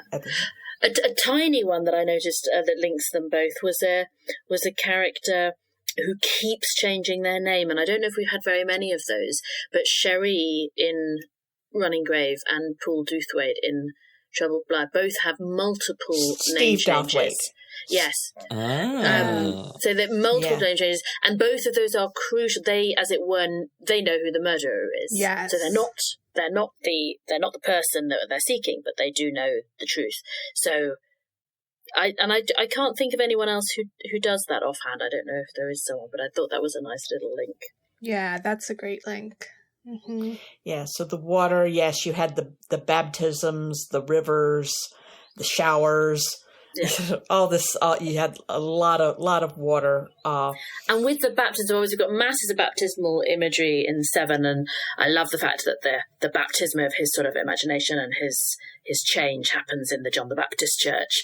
And I had not noticed, which the Strike and Ellicott files mentioned, that it happens on John the Baptist Day as well, and that was just wonderful little extra bit of that. Just thinking about the baptism, I also thought it was quite a nice 7 parallel with Harry Potter, that you have this liturgical event happening at the very beginning of the book. So the wedding in the beginning of Deathly Hallows, and the baptism at the beginning of Running Grave, which is quite a nice little parallel. And I'm just saying, a funeral would have worked just as well. Well, the funeral's end of 6, isn't it? So maybe we'll have a funeral at the end of it. You also have the baptismal pool that nearly drowns our protagonist in both too. Definitely. You have the frozen pond in Deathly Hallows, and then you have Robin almost. I mean, those scenes are close. Yeah. Very, very, very linked. And even to the extent you've got those run-on sentences that convey that sense of drowning at the end. And then you have them both waking up. And of course, Harry wakes up and he's looking at Ron. He's got his best friend, and you've got everything gets better. Robin wakes up and everything gets worse because she's looking at Tao, but that's another story. But yeah, that's another huge, huge parallel. Mm-hmm. And we have, Charlotte dying in the bathtub, kind of. Mm-hmm. Yeah. Yes. Mm-hmm. Yeah. Well, and Nick pointed out when he was adding notes that sort of, as he says, the emotional center of both books are seaside locations, because you have St. Mawes in the far west of England, and then you have Robin in Cromer in the far east of England. And there's also the trip that they take, isn't there, to the seaside, where they sort of become one of the closest moments of admitting their feelings in Troubled They're Blood. in a hotel together. No. Yeah. Yeah. Actually, no, is that Ink Black Heart? Have I got that wrong? Ink Black Heart, yes, but don't they take that trip to like Skegness or whatever in book 5? Oh, Yeah, yeah, that's right. No, I was thinking it's not an but overnighter. Okay. No, the overnighter is Ink Black Heart. But yes, Skegness in Troubled Blood. So yeah, there's still the coast. Rowling said a lovely thing about, because of his Cornwall childhood, she said whenever Strike goes to the coast, then we see some new part of his character. So she always, because the sea is so important to him, that she uses it as a time to bring out something else about him. So I think that's one of the reasons that the love affair kind of seems to be connected to the sea locations. Yeah. And also kind of connects to Harry Potter. This isn't a book 5-7 parallel in Harry Potter, but in Harry Potter, there's the Shell's Cottage part, and that beautiful, seaside Harry having his revelation on Easter. That kind of does remind me. You might have already written about this, Bea, in your article that I haven't read yet, but that he's by the sea when he learns about Charlotte, and then has this revelation in the church. It's very similar to Harry. No, I think that's right. And Shell Cottage just have a very special out of time feel, doesn't it? Sort of they can Hallows versus Horcrux's choice that he makes there, and it feels that it feels like a sort of safe space that they can plot and then re-enter, as it were, the story going forward from it. Yeah. But it has a lovely feeling. I like that. Yeah, that's what I was thinking. That kind of like, Strike's whole, like Easter parallel moment with Charlotte happens in a church, and Harry's in Shell Cottage, and both are sort of sanctuaries from all the evils of the outside Absolutely. world. And so we do have, obviously, there is a specific church moment in Harry Potter, which is just the churchyard. So we don't go into that church. We see them singing in there on Christmas Eve. So it has that churchy moment, but he doesn't enter it. But I think in the sort of real world of Strike, then churches are, more. The literal church comes in much more than it will do in Harry Potter, where, as you say, it's sort of that sense of sanctuary, but it's a different kind of building. Yeah. And of course, there's another echo. Robin went to the churchyard at Leamington Spa, but didn't enter the church in Troubled Blood, and then now we have Strike finally going into the church. She has a churchyard in Cruia Evil as well, the Rose Garden one. Oh yeah, the Rose Garden. I really like that one. Yeah. The Ring Theory one. If we thought of it as a 7-book series, but and those 3 books, Troubled Blood, Running Grave, and Deathly Hallows, I think that there's this like feeling of, there are these scenes that have this sort of mourning by the ocean. So in Troubled Blood, with Joan's death and that really beautiful scene where they go out on the water with Joan's ashes, and that then like Strike is connecting Joan to the sea, and that's beautiful. That's mourning. Easter Day again as well, isn't it? Because they cook an Easter. Yes, it is. That is Easter Monday, Easter, isn't it? Yeah, that's beautiful. Lucy cooks them an Easter meal, and then so it is beautifully done. And then book 7, he's mourning by the sea, and Harry mourns by the sea in book 7. Like, to me, like, and this is really my own. This is maybe coming from my own connection to the ocean, but it feels like it fits for the books. That to me, the ocean feels like something. It kind of represents something bigger than us, like something bigger than us, something powerful, like something that's so much more powerful than we are, something mysterious. There's like, I think there's this real sense of the ocean as representing kind of the divine in a way. So it has a representation. Yeah, exactly. The numinous, where you have a sense of something spiritually. And that's very clear, I think, in the moment when Harry sees Dumbledore in his head in Shell Cottage and feels closer this dawn to the centre of everything than he'd ever felt before. And I think he looks over the ocean and sees the sunrise over the ocean as he's thinking that. And that's, absolutely exactly how you're feeling about the sort of numinous sense of the ocean pulling in there. And I feel like it's not so strong in Strike, but I do think the fact having Joan having a sea burial, so that any time that he goes to the sea, he connects both to his childhood, but also to his sort of quasi-maternal love for Joan. I think that sort of keys into that very nicely. Yes, and then that beautiful moment in the church where he is talking about how there are some mysteries that nobody can really solve. And I think that's so beautiful because for Strike, like, that's his job, is to solve mysteries. And he's sort of like, there are some things that are just sort of unknowable, but unknowable by humans, and that there's some beauty in that. Yes, he's gonna be okay with that. That's right. Exactly. Which is not his usual way. And to me, I think the sea kind of can represent that for Stryker. It does for me. I think it's just like this thing that is like, is representing that thing that's bigger than us that we can't fully understand, and that there is beauty in that, and that he can be okay with that. Mm-hmm. No. Absolutely. So I'm sort of talking not the sea thing, but the sort of sense of sort of inchoate faith in Strike. So Strike is not an explicit believer, but he gets as close as probably he will get, I think, in that scene. So I don't know, Irvin, can we put a link to that piece under this podcast? Would that be way ahead of you? It's already in the recommended reading section. Look at you. Okay. Great. How could I have doubted you? Mm-hmm. Well, you know who should have been doubted is the subcontractors that the Strike agency gets in books 5 and 7. Yep. Yeah. Morris and Little John. Yeah. And I wrote a little bit in my article about how in book 5 and 7 there are two.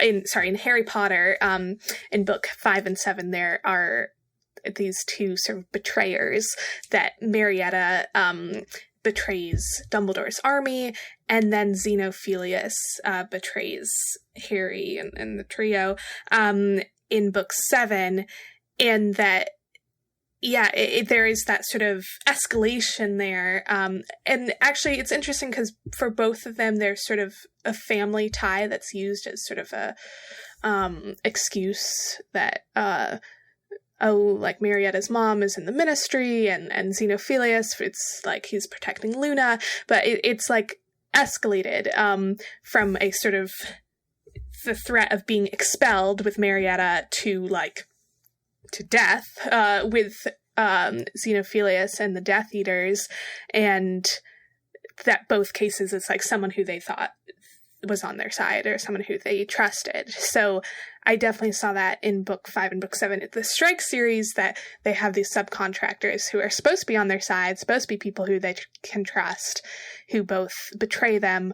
And Little John is also that escalation of like Morris is like a horrible person, and is horrible to Robin, but is still like, well, he is. It's a different level. I think you can have an explicit one in terms of their dealing with clients. So Morris has an unacceptable relationship with a client, but Little John is actually putting snakes through her door. Yes, definitely. So the misbehavior towards the client takes on a whole other level, I think. Yeah, like Little John is actively trying to sabatage them, whereas Morris is just being like selfish and not doing his job right. Exactly. Well, I love that their employment, it not only were they both, betrayers and got kicked out, but they went through this parallel so that they were sort of on this 3 strikes and you're out path. Both of them got in trouble early on and got called in and reprimanded by Strike and sort of put on notice. Morris because he didn't respect Robin, and Little John for lying on his resume, and then their second sort of strike is when they get confronted for an incident involving a picture. Morris, Robin confronts him over the pic. Little John He's photographed going into Patterson's. They have the same reaction to both of this. They both burst into tears and cry about how much they need their jobs and citing the fact that they have kids. So, kind of pathetic loser responses to these confrontations, but they get a temporary reprieve. Robin agrees not to tell Strike. Strike says, okay, well, maybe I won't fire you if you can get me this useful tape. Maybe, keyword being maybe. And then finally, of course, Morris does the last, goes back to, grabs Robin. She breaks her promise and then tells Strike about the dick pic. And then, of course, Strike breaks his quote unquote promise and fires Little John at the end. Both of them yell, "You can't do that." But of course, Strike can, and Strike does, and bye-bye. Mm-hmm. Oh, that's a great, those beat by beat. So yeah, they really went clear. Yeah. They really went together. Well, for the record, I had predicted a brief return of Morris in 7, a la Dolores Umbridge. Yes, I remember us talking about I even Dolores thought Umbridge, he might come back in the employ of Mitch Patterson. Now, we didn't get that, but Little John is enough of a parallel echo to him that I'm going to take half credit for that one. Yeah. And I'm even wondering if maybe, in the first envisioning of this, if the plan wasn't for Patterson to weaponize Morris in some way and try to get the agency that way. And then it became obvious that, well, it's got to be a new guy because they'd recognize Morris and he couldn't possibly sneak around unnoticed with these great detectives on the job and various things like that. But I think this Morris parallel is very intentional there. Plus, with Little John, you got a new name that fits in with all the Robin Hood names that you've got in this book too, which is still something I'm trying to get my head around on because you got Robin Hood, Little John, Papa J, who is Prince John, Will blushes scarlet at least twice. It's like Will turned scarlet. And then, of course, you have Maid Marian, who isn't getting the sex she wants with Papa J. You've got a lot of Robin Hood names in there. Interesting, yeah. Yeah, just getting back to the Morris and Little John. So, I will give you far more than partial credit because, a Morris by any other name, essentially. But I don't think that Jo ever intended for Morris himself to come back in 7, because I think she's having too much fun with a new subcontractor every book, and I think that's sort of very deliberate. Oh, okay. The subcontractor is sort of the Defense Against Dark Arts position. That, where you need a new one every year. And yes, well, sometimes they're good. Sometimes less so. Yep. But at least some of them are sticking around. Like Barclay and Midge are sticking around for multiple books, so they're ahead of the... But I suppose that works too, because, Lupin, he doesn't stay as Dark Arts teacher, but then he sticks around, so... That's true. That's true. Yeah. And so does Mad-Eye. Well, it's just, the one position, right? Because, Hogwarts has other faculty that stick around for, 40 years. So, all the other positions at the agency are fine and permanent, but there's the one position, the last subcontractor, and it's just a revolving door. And as a 5-7 parallel for Harry Potter, we have Dolores Umbridge as the Defense Against the Dark Arts teacher in 5, and, obviously she's a evil, horrible person, and then it gets escalated in book 7 that it's a literal Death Eater is the Defense Against the Dark Arts teacher. So that feels very similar to this Defense Against the Dark Arts teacher parallel in Strike, is that we have the literal force of the dark side coming in book 7. Well, of course, Dolores Umbridge herself escalates too. She's gone from torturing students but in detention to throwing Muggle warrens in Azkaban, which could happen to anyone. Which is why I thought Morris would come. Why I agreed that Morris would come back as something even worse in book 7. But this is it's a new Morris who's even worse. Yeah. Morris the sequel. Yeah. Without the dick pic. Yes. And back to the idea of other members of the agency, I think it's interesting thinking about Pat from 5 to 7, that at the beginning, or for most of 5, Strike is very anti-Pat and is just looking for reasons to fire her. And then in book 7, they get a legitimate reason to fire her, and he's like, oh no, well, I would never fire you, like, you know, you've proved yourself. So I think that's a really nice sort of looking at Pat over that time and Pat and Strike's relationship. Yeah. It's interesting. I'm noticing, so, like, in book 7, all the things that showed up in 5 are so much worse in Harry Potter. Whereas in Strike, a lot of them are, like, better and nicer and, you know, warm and fuzzy. Yeah. No, I was thinking that too. That the difference. I think that's probably because Deathly Hallows was the last book in the series, and we still have 3 more books to go in Strike, so we can't get completely... Yeah, this is not the completion. So you're saying we can still have a book where everyone dies? if you want, as long as it's not Jack and Nick and Elsa, that's fine. I don't care. I think for Strike, his relationships, like the relationships that continue over the books, with the exception of Charlotte.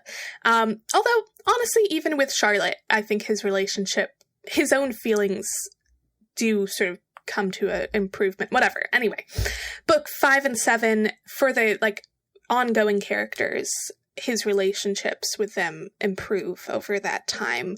But some of the other themes, like, that we talked about, like some of the things related to, like, the water and some of the how the divination is used, and some of that, those other things become more extreme or worse over that time period. But I think it fits with the theme of, like, growth for Strike, that it's about his growth in his personal relationships and his growth in himself, and we're seeing how that improves from 5 to 7. Yeah, and he's going to have to grow that way before he can be with Robin. Yeah, I had said years ago that, you know, he's got to come to peace with Lucy before he can move on with Robin. He's, you know, got to get his feelings for Charlotte away. He's got to, you know, I think probably he will have to make his peace with Leda, and he's got to come to peace with all these relationships. I think there's a sense in which the church did both of those things, both Charlotte and Leda. Yeah. So I feel like this is the book, you know, where all 3 of the most important women in his life he's sort of sorted out. And then Joan, I suppose, was 5. The lovely bit in Joan where he calls him his mother and things. Not a lady, but I think he's going to have to come to peace with his Roteby relationship too. I think that's the last major hurdle before he can be completely emotionally prepared to be with Robin. So yet more Roteby in the next book. I feel like we've done this a lot. More evidence. Sooner or later we're going to get Roteby. We got Prudence. We got Prudence now. So Prudence again contacted him for the first time in Troubled Blood, and then now the relationship there was, you know, absolutely essential to solving the mystery in The Running Grave. If he hadn't had contact with Prudence, you know, they would have not been equipped at all to crack the UHC case. Yeah. No, she was really important. Just since a sort of random 5-7, we haven't talked about the murderers. I think they've got a definite parallel as well, in terms of both the fact they're women in caring jobs. So you immediately, in both cases, their job makes you feel positively about them and makes you lack of suspect. And we had that called out in 5, you know, just because she's a nurse, don't think she's definitely not suspect. But sure enough, I'm sure most people thought firefighter, how cool is Abigail, and totally on her side. Yeah. And similarly, Felford, hook, line, and sinker. Yeah, absolutely. No, she seemed brilliant, didn't she? And you thought, oh yeah. But I also thought this sort of slightly weird thing of both of them just spraying out false trails. So Janice just spread false information around just on the grounds that might be of use. And Abigail does a bit of that, just sort of ringing from Norfolk. Just sort of, you know, she's trying to put it on the UHC, but there is a certain amount of just obfuscating the waters. And I wondered, I mean, in a sense, I think the other female killer in 2 does that a bit with the fake silkworm. She's just giving everybody a reason to hate the person she's murdered. But I don't know. I don't feel like the other killers do that in the same way of just, let's just throw some, confusion into the water. Why not? That should make things more difficult. Yeah. And the confrontation with both of them is very similar too. You have Strike coming in and alone to their house, alone, lays out the whole story largely in a monologue with the culprit not saying much. And you're not clear with Abigail, and then they both sort of fall for it, but at some point you're not clear as the reader. So I felt like Janice perhaps a bit more, but with Abigail, I don't think it was clear that this was what you were, it was a bit like Creed, wasn't it? It wasn't sure that this was what was happening until a certain moment into it. Yeah. And then at the very end, the police car pulls up to pick him up, just like they did for Janice and for Abigail. If we can just go back to your point that the female killers always lay a trail of just confusing the whole thing. I want to ask, do you think that's like a specific book parallel, or do you think that's a gendered thing? Well, I was wondering if it was a gendered thing, because I was just thinking 5 and 7, I then thought, this really reminds me of Tassel as well. Yeah. So she wasn't just, obviously, there wasn't just a murder thing. She just hated everyone. She really enjoyed causing masses of pain. But it did help. She is, as we say, a messy bitch. There was definitely, different types. So the Abigail and Janice have a sort of psychopathic, they're just quite happy to kill quite a lot of different people. Janice with slightly less reason. Abigail, she doesn't just kill people randomly. But Tassel doesn't murder lots of people, but she definitely has that same psychopathic relationship to other people, where she's just happy to cause lots of pain and suffering. Yeah. I think it's also like a societal thing, right? Of like, if there's a lot of confusion, a lot of chaos, and you're like, well, there's like 12 suspects, then you're probably not going to zero in on like the seemingly nice, seemingly helpful woman, just based on gender roles and expectations and all that.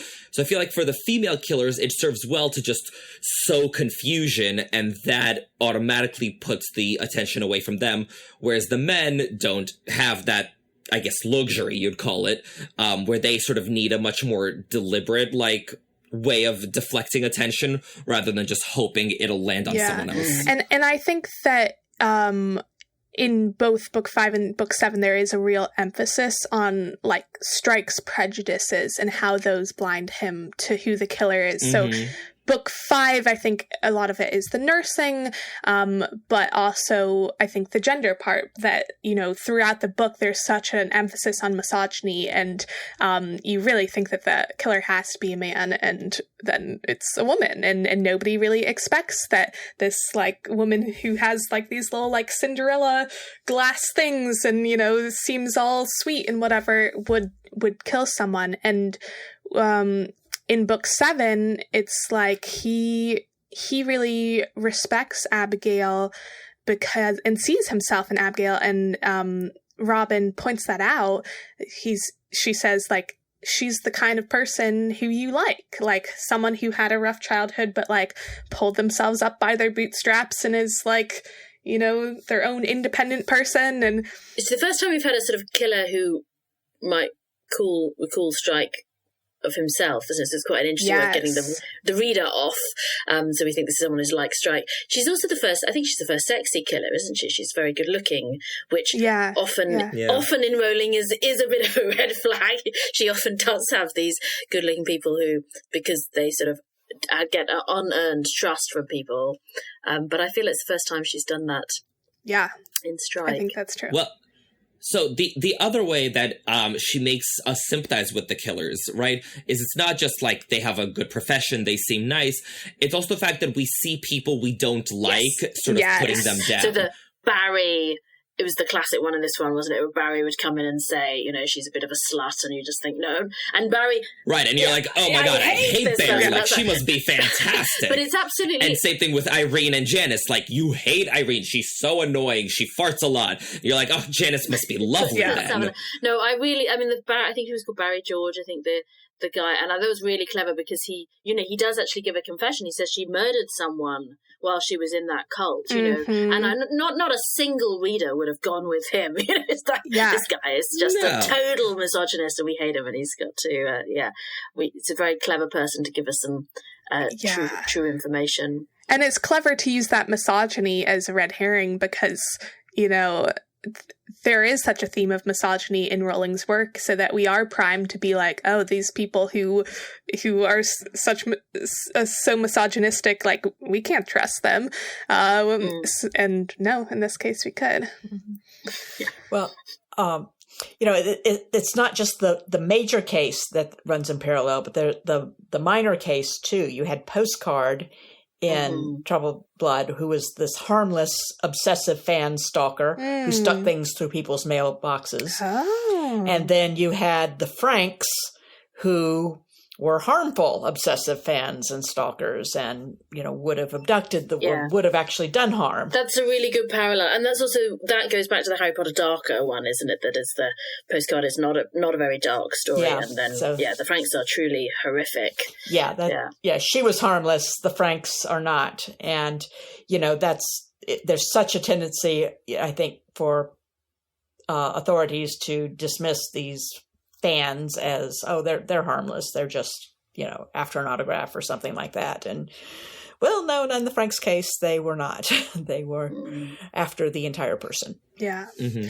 There's also, in both cases, there are villains who are not the murderers of the main case, but are nonetheless villains and murderers. And so we have Dennis Creed in Troubled Blood and Papa J in Running Grave. And I think in both cases, at least for me as a reader, I was like, so there's suspicion put on both of them as being the main murderers of in these cases. And as a reader, I was like, there's too much suspicion on them. They can't possibly be the actual murderers, but they are nonetheless evil. And in both cases, Strike and Robin take them down. And that's sort of almost more satisfying than the finding the murder is the taking down. The interview with Creed is the most satisfying. Because and again, as a reader, you weren't expecting that. I don't know, but we all think he is there for Margot. So that was a very clever reverse. Absolutely right. But interesting you weren't suspicious of Papa J, because I think a lot of readers just forgot they were reading a mystery. They just thought this one's 100%. A thriller. This one's a thriller. This is just, how do we get them? But that's because of the Harry Potter parallels, right? Because on this show we've talked a lot, I think, on several episodes about how Deathly Hallows is sort of the least mysterious of all the books. Deathly Hallows is sort of like a straight up quest story. So I was like, well, if we're sticking to the Strike Harry Potter parallels, then I was like, you know what, maybe Running Grave is also just like a quest to take down the UHC. So like, it wasn't that I forgot it, that I kind of like expected it to not be as much of a mystery. And then of course, she got me again. And it was sort of a quest to take down the UHC. Like, that is kind of, I think, the most cathartic part is taking down the UHC, but there is that other But there was a twist. Proper mystery, and that was great, because you meant both, it's a bit like the Hallows versus Horcruxes, the two quests again, that, we're really satisfied by the UHC going, but also then very satisfied by having a completely unexpected, but it did still have clues. There were things you could guess about Abigail, you just weren't looking for them. Yeah, well, I'm glad you brought up the interview with Creed, because that is a parallel to Book 7, is that Strike has that interview with Papa J. And when I was reading that interview, I was like so satisfied by it. Like, it was, so exciting. And then you realize afterwards that pretty much everything he accuses Papa J of is completely wrong. Yeah. And it's so funny. Papa J is absolutely completely innocent when he says, I have no idea what you're talking about. We think, oh yeah, you think you claim that. Like, no, he has no idea what you're talking about. No, genuinely not. But that's a very comedic twist. But he is still ghastly, and one is very pleased to see him have this. But it's also that entering his world. I mean, I was still a bit nervous for Strike. I didn't think anything would happen to him, but you just feel we're so in the cult with Robin. Yes. That their belief that Robin was going to be okay entering in the church, and you just think this is a stupid belief. Obviously, she was incredibly likely to have been harmed, and so when Strike says, "I could, it's the middle of London, I can go," they can still kill you, Strike, just because it's the middle of London. So it felt very brave in a way that going into Creed wasn't. So that had an extra part, but the same, him taking on the big bad, and as you say, again, just like with Barry George, very clever. We're on the strike side. We're totally with him. We know Papa J's done terrible things, and we just don't realise that there's an irony we weren't expecting there if he hasn't done these specific terrible things. Yeah. And I just love to think about like the conversation that they're having afterwards. They're like, wait, and like Papa J's head is like, wait, was this all just like some tactic to like throw me off? Like, it's just funny. He's like, wait a second. He's like, I know we trafficking crazy, Yeah, but some, that guy's crazy, some really right? bad stuff that he doesn't mention. Yeah. But he's, for some reason he's focusing on those other stuff. Yeah. And I wonder if Papa J is like really annoyed about it, because like I think in my experience, like people are so much more annoyed being accused of stuff they didn't do rather than stuff they did, where he's like, listen, I may kill and traffic and do horrible things, but how dare you accuse me of that? Really nice if it'd come out with some evidence about the other stuff. Okay, I did this. Yeah. Like, I couldn't have killed her. I was too busy killing all these people. And trafficking babies and all this. Yeah, who has the time? I love the final line that Strike gives is, and I won't get it exactly right, but like, I'm not as humble as you are. I know I'm great at my job, and I will burn your church to the fucking ground. And it's fantastic. Funny because I think something like, I look in the mirror every morning and say, "Are you a vessel of truth and justice?" And I know I am. You know, and you're like, "Yeah, you are." But it's so funny because, like, in that moment, it's not exactly proof that he's great at his job. And he does burn his church to the ground, but it's like, yeah, that moment was not exactly proof of that. Oh, it's Someone so was pointing funny. out, and I can't remember who, but I thought it was kind of fun, the fact, do you remember the Will setting fire to a chapel at school? Oh, yeah. So there's a literal burning a church to the ground. Oh, yeah.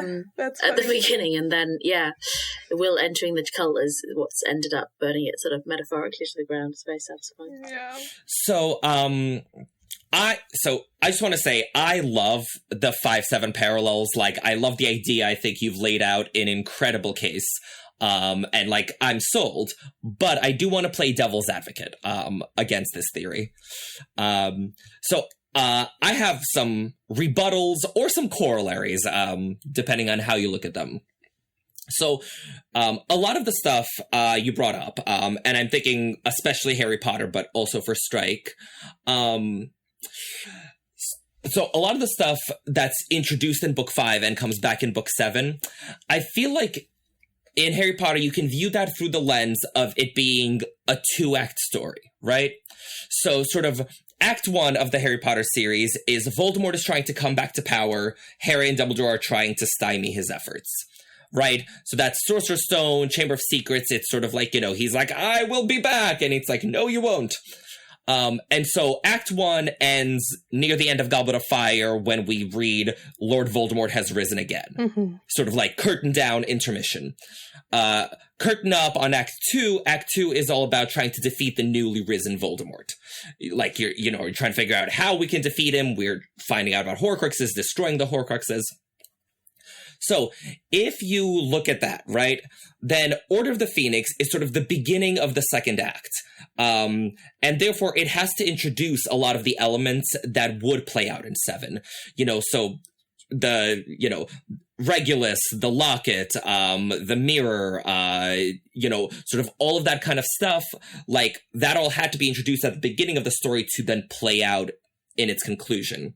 So I just want to run that by you guys and see what you think. And I also know that, like, there are currently discussions in the Strike fandom, honestly, like, spearheaded by Louise a lot of the time, and Beatrice and actually everyone on this topic, that Strike is possibly also a 2-act story.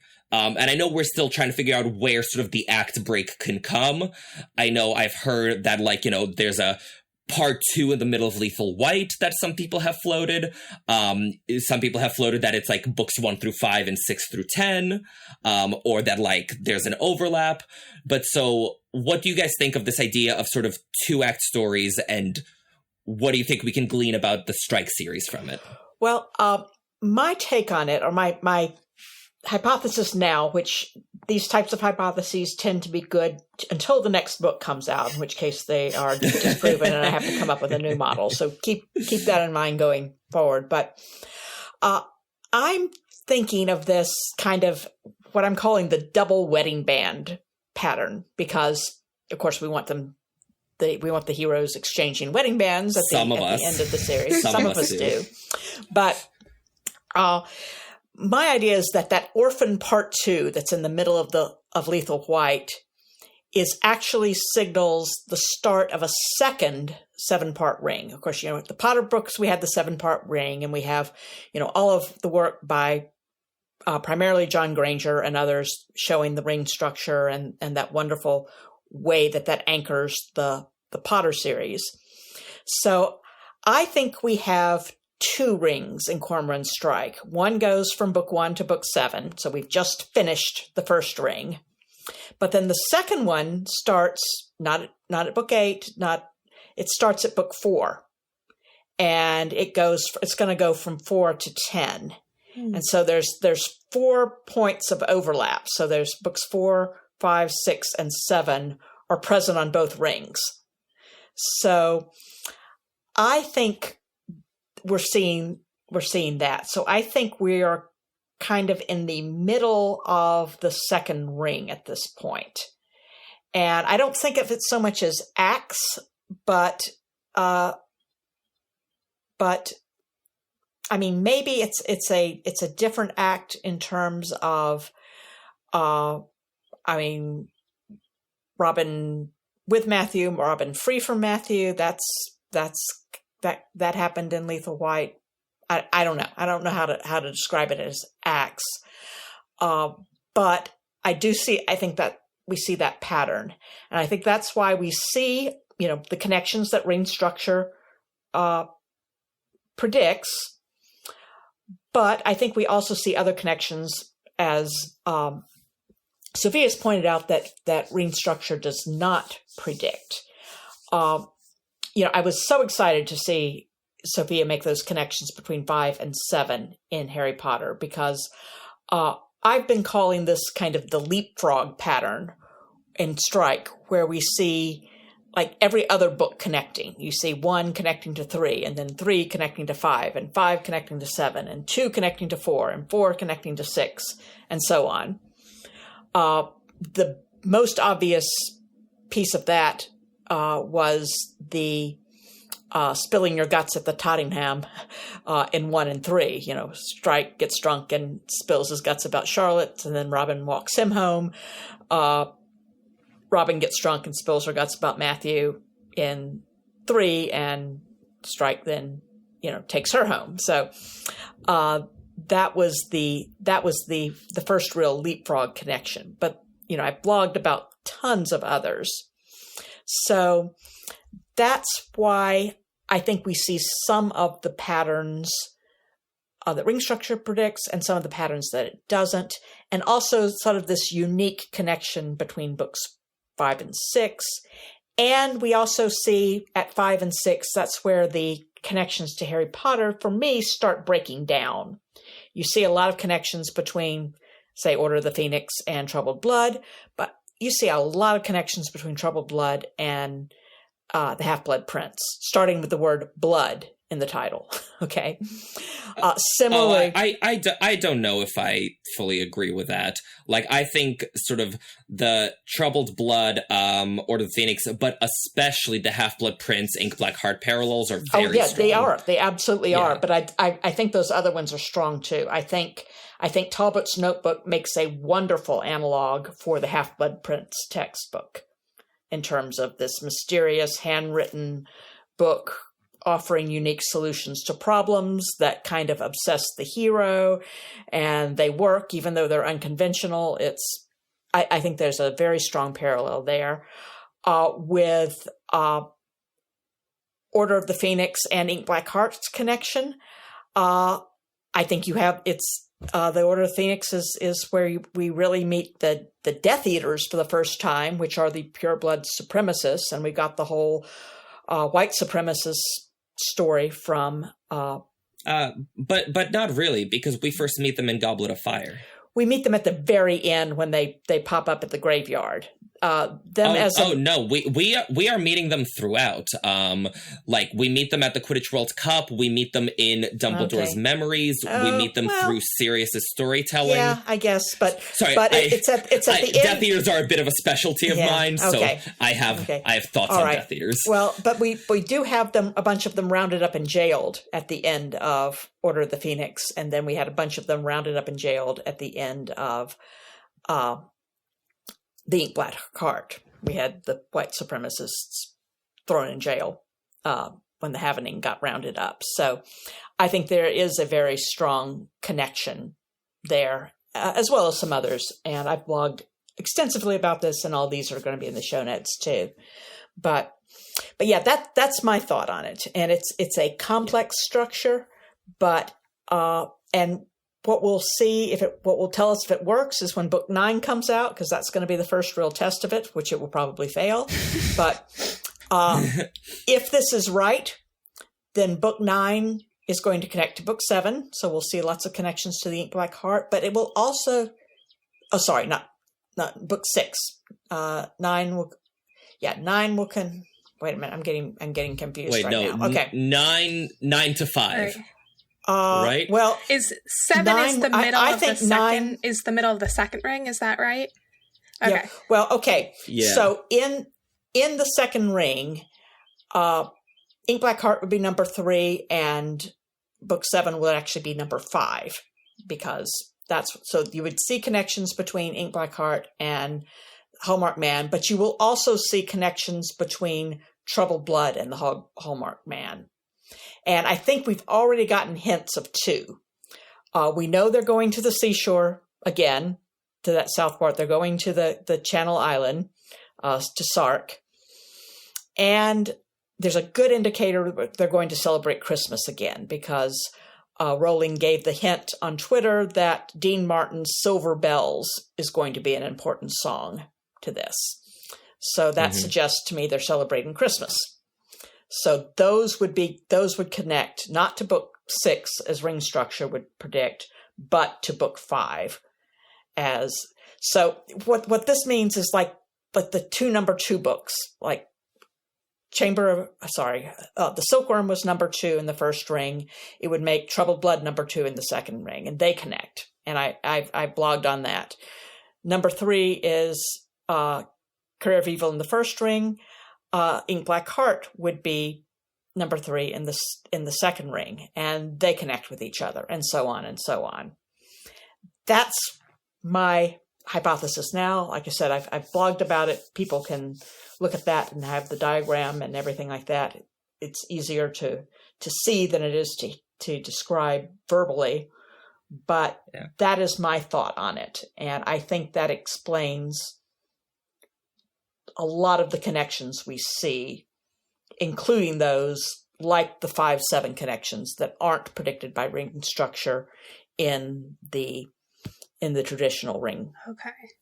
So can I just clarify, because I'm trying to sort of visualize this in my head. So 7, Run and Grave would be the middle of the second ring, right? So like the turning point of that second ring. Yes. Which kind of makes sense. And I think that's Charlotte's death. Yeah, that makes sense. That completely makes sense as Charlotte's death, and sort of as this being sort of the book of changes.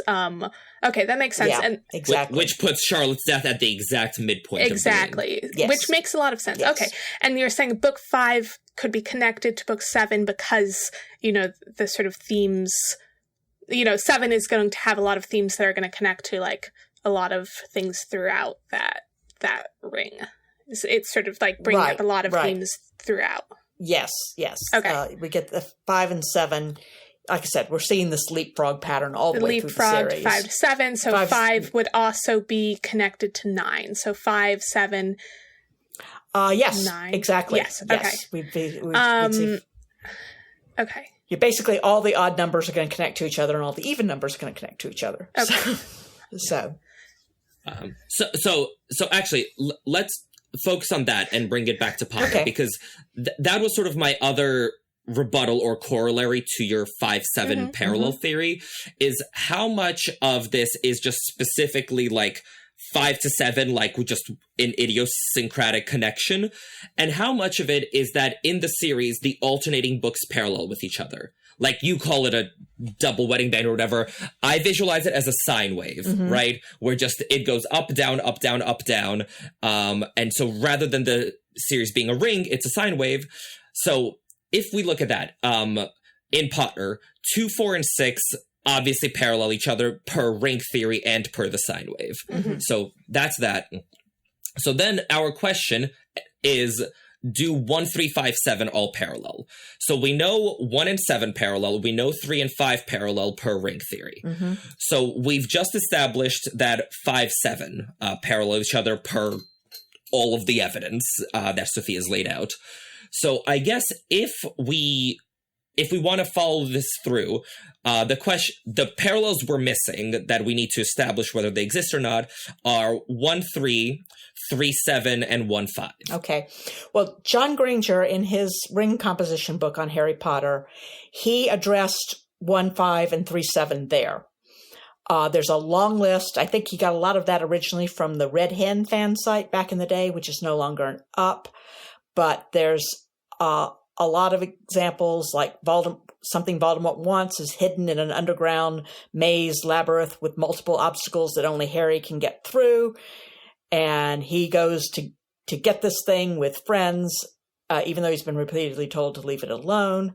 There's also Hagrid having a dangerous creature he can't control hidden, like Norbert and Grop, and he eventually dumps responsibility for that onto the trio.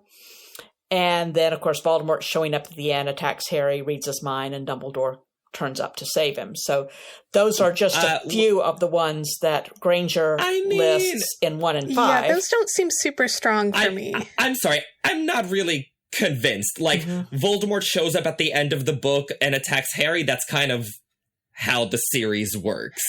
Well, he did that. Did he do that any time other than 3, 5, and 7? I mean, 4, he shows up at the end and attacks Harry. 4, okay. Yeah. 4, okay. Yeah.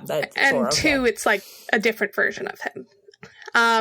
A different version. Yeah, okay. and like the dangerous creature, I mean, Hagrid usually has dangerous creatures, and I wouldn't say that he gives responsibility to the trio for Aragog. He just tells them to go. Oh, I'm not, this isn't Aragog. This is Grop. Grop and Norbert. Sorry, I was thinking of 2. Grop and Norbert. Okay, so... Yeah, but he also, I mean, I guess there's, like, some of that, but he always has dangerous creatures. So that part, maybe the responsibility part, but the dangerous creature seems like a bit of a stretch. Well, he tells Ron and Harry, go follow the spiders. He sends them off to Aragog's lair in 3 as well, so. In 2. Oh, sorry, that's 2. You're right. Sorry, I'm getting mixed up now. Okay, wrong one. Okay, that doesn't work. Yeah, no. So this would be Grop and Aragog. You know, they take responsibility for sending Norbert off, which is what gets them in the real trouble and costs them all the house points and everything like that. And then they are. He says, "Oh, you've got to take care of Grop because I'm going to get kicked out soon. And so here's a giant to take care of. Just make sure he doesn't cause any trouble. Okay, bye." It's like, okay. Yeah. So anyway, again, I suggest people go look at John Granger's ring composition book if you want to see the full list, because it's pretty extensive.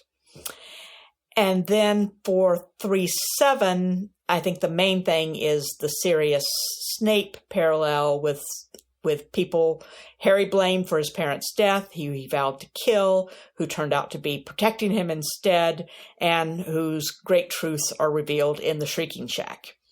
So that I think is the main thing between 3 and 7. Which now, like, again, I'll concede that's a good parallel, but that's like 1. So I think I'm still not sold on it, because, like, you know, when we see, like, the rings, right, like the 2, 4, 6 one, they are, like, very specific parallels. Like, it's not like, you know, it's a murder mystery series and there are murders and there are mysteries. It's sort of like, you know, we have Draco in Diagon Alley with a parent. Like, you know, we have a book and then a teenage Voldemort who we see in memories. Like, it's sort of like, obviously we work hard to find these parallels, but there should at least be some that, like, jump out at you in your face. And I feel like with I mean, with 1 and 5, but especially 3 and 7, I'm not quite sold that they're there. Okay. I did find some through lines that run through the odd numbered books in Potter. So, in 3, 5, and 7, I actually found a few where the ministry's ineptitude is very much a theme in 3, 5, and 7. Absolutely. Yeah. Right. That's true. And then, Sophia, I think you mentioned this earlier, but when 13 dine together, that comes true in 3, 5, and 7. In book 3 at Christmas, in book 5 at Grimmauld Place, and in book 7 at Fallen Warrior. And actually, oddly enough, it does not come true in Goblet of Fire when 13 dine together at the Yule Ball. So I think that kind of strengthens my case. Okay. And there's also the the through line of 1, 3, 5, and 7. That's where Harry learns about his parents and who they were, and he learns more about Snape and Snape's past. Like, I feel like sort of 2, 4, and 6 are like the Voldemort and Draco books. 1, 3, 5, and 7 are like the Potters, Marauders, and Snape books. I could see that. That's interesting. And, I mean, I would say that 6 is also a Snape book, but touche, but I feel like we don't learn much about Snape's past in 6. It's very much like who Snape is in the present. We learn about him as a teenager. I actually think we learn a lot about Snape's past because of the whole Half-Blood Prince's book. We learn about what he was like as a teenager. We learn about his mom, you know. So I don't really believe that. I do think, like, I could definitely buy there being these kind of odd numbered and then even numbered waves and like themes that are brought out throughout them. Like, I could definitely buy that. I would say that none of them, okay, other than the ring theoried ones, none of them feel like they have quite as strong and obvious a connection to me as 5 and 7 do. Like 5 and 7, it's like really like, there are a lot of just like point by plot point things where you're like, oh, that's exactly the same thing, just a little bit different. And I don't really see that so much in the other ones, which I think makes me think that still 5 and 7 are intentionally connected a lot more than the other ones, even though I do buy the idea that there are connections throughout that. Yeah, and to respond to what you were saying earlier, Irvin, about this sort of 2-act structure, I definitely can see that, like, especially with some of the things like, okay, bringing up, like, Regulus and bringing up the locket and stuff, you know, that there are some things that just, like, need to be introduced earlier and need to come back. But I do still think that not every point, like, the plot points are like so obviously the same, like similar, that it's like, it's not just like, oh, there were, you know, someone who was mentioned in this book and brought and mentioned again in this other book. It's like, you know, the Order comes to Privet Drive to bring Harry away. Like, you know, then they go to Grimmauld Place, then they go to the Ministry and they go to Grimmauld Place, and then there's a snake attack, and then there's just so many things that are like, didn't have to be exactly the same between 5 and 7. So it feels intentional that they were made to be exactly the same. So I think it could be a combination of both. Yeah. No, I definitely agree. I think some of the, like, specific magic stuff introduced in 5 comes back in 7 because Jo has a 2-book rule when introducing magic, where she will, like, introduce some cool type of magic, and then 2 books later, it's, like, integral to the plot. And we see this throughout the entire series. Anime Guy 1 to 3, Polyjuice Potion 2 to 4, Prophecies 3 to 5, The Pensieve 4 to 6, and so the Two-Way Mirror and the Room of Requirement in 5 to 7. Yeah. So, like, we definitely have that. But, yeah, that does not account for all the plot connections, which, like you said, are really, like, beat by beat in a lot of these books. Yeah. And, you know, in terms of like, minor characters that pop up, you know, Aunt Marge is mentioned the first time in the first book, where she ate the funny whelk. It's just in a postcard. She winds up being very important in the 3rd book when Harry blows her up. But then she's also gets a brief mention in 5 because that's the one, when Snape is looking into Harry's memories, that's the one thing he asked about, whose dog was that? And that was my Aunt Marge's. She's also brought up at the Ministry trial where Fudge is like, and he blew up his aunt. And Dumbledore's well, we all lose our temper. Yeah, that's right. Yeah. And then I believe Mundungus Fletcher was mentioned for the first time. I think I'd have to go back and look this up. I think it's in 3 because he gets just like a really quick mention as someone who Arthur Weasley was raiding or something at the Ministry. Mundungus Fletcher had a bunch of contraband and we captured it or something. Then he's kind of properly introduced in 5 as he's mentioned in 4 as well. He's mentioned in 4. Oh, that's right. He is. He does show up there. Mundungus kind of shows up throughout. He pops in every book. But he whack-a-mole. But he gets his main introduction in 5, and then he of course he's responsible for Mad Eye's death and unmasking the real Harry in 7.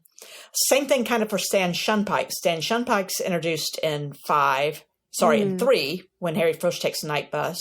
He's also in 5 because they take the night bus again then home from the Burrow.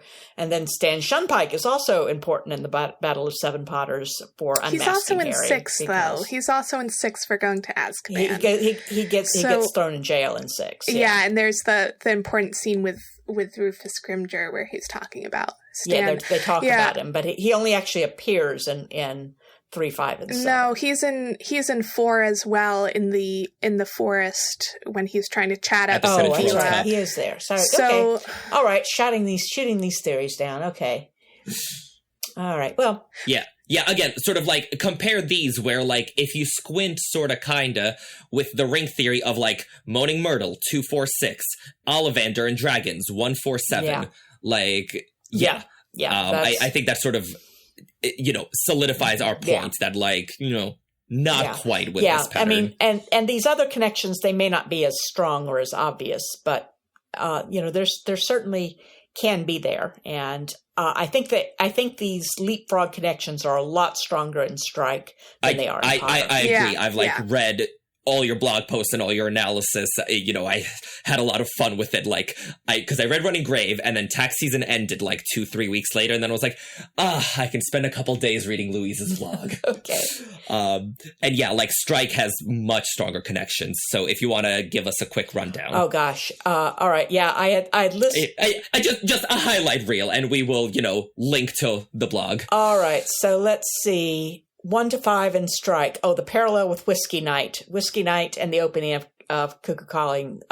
Robin, when Strike calls her his best friend, Robin thinks she's only once before felt as she did now, and the unexpected gift that had engendered the feeling had been a sapphire diamond engagement ring. So that takes her back to her engagement to Matthew. Bristow says it feels like a sign from Charlie to hire Strike. Greg Talbot says it feels like a sign from his dad giving Strike the notebook. Robin gets an expensive gift at the end. The killers both have the initials JB. The story Strike tells about being in a new school and making an unexpected friend, about Charlie Bristow and then Dave Paulworth. Those stories are almost identical in terms of Strike being new and this popular kid kind of takes him under his wing and yada yada.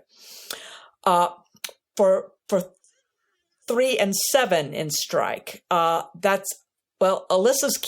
and her kids turn up in 3, 5, and 7. A yapping dog is present when our heroes get an important clue. There's Tigger in 3 and then Basil in 7. Robin chooses to reveal her rape history to Strike in 3 and then to Prudence in 7, even though she would have preferred not to. And then this is sort of flipped on its end in 5, where her rape history is revealed to Max when she didn't, someone else reveals it to him against her wishes. The Strike is described as feeling visceral hatred for both Jeff Whitaker and Dr. Crowther, 2 men who sexually abused Lucy. And 3 and 7 are the 2 where his youngest brother, Switch LeVay Bloom Whitaker, are mentioned. So 1-3 strike. There's the Tottenham, spilling your guts in the Tottenham. I've already mentioned that. Killer has a personal connection to Strike's past. John Bristow he knew from childhood. Donald Lang he knew from the Army. The agency nearly goes bankrupt. That's Wardle and Carver are the good and bad Met cops. It's the only 2 books where Carver appears, and it's the only 2 books where Strike and Wardle are working the same case.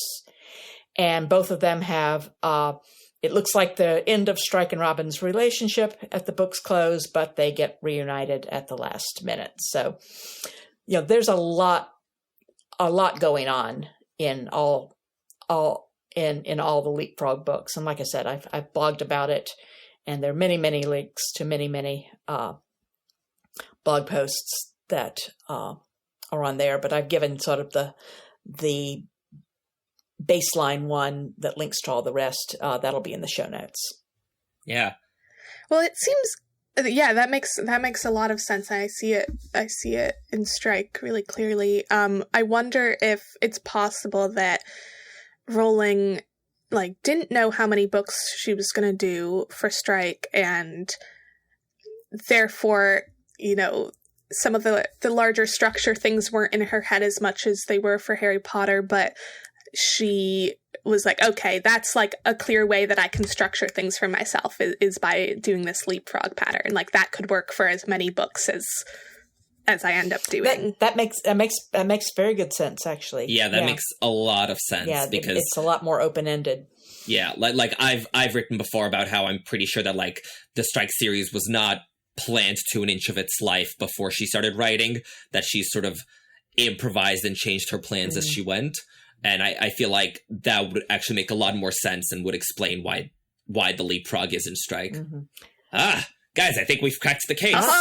Yeah, I mean, we know she planned some, however, because the Norfolk Commune was mentioned way back in 1, and it turns up in 7. So there's definitely, I think, some planning. As extensively as Potter, who knows? And if it was planned, I think I agree with B that I think it was originally planned as a 7 part series, and that later she changed her mind. And decided to expand it. Yeah, I mean, I 100% believe that she had the overall story planned.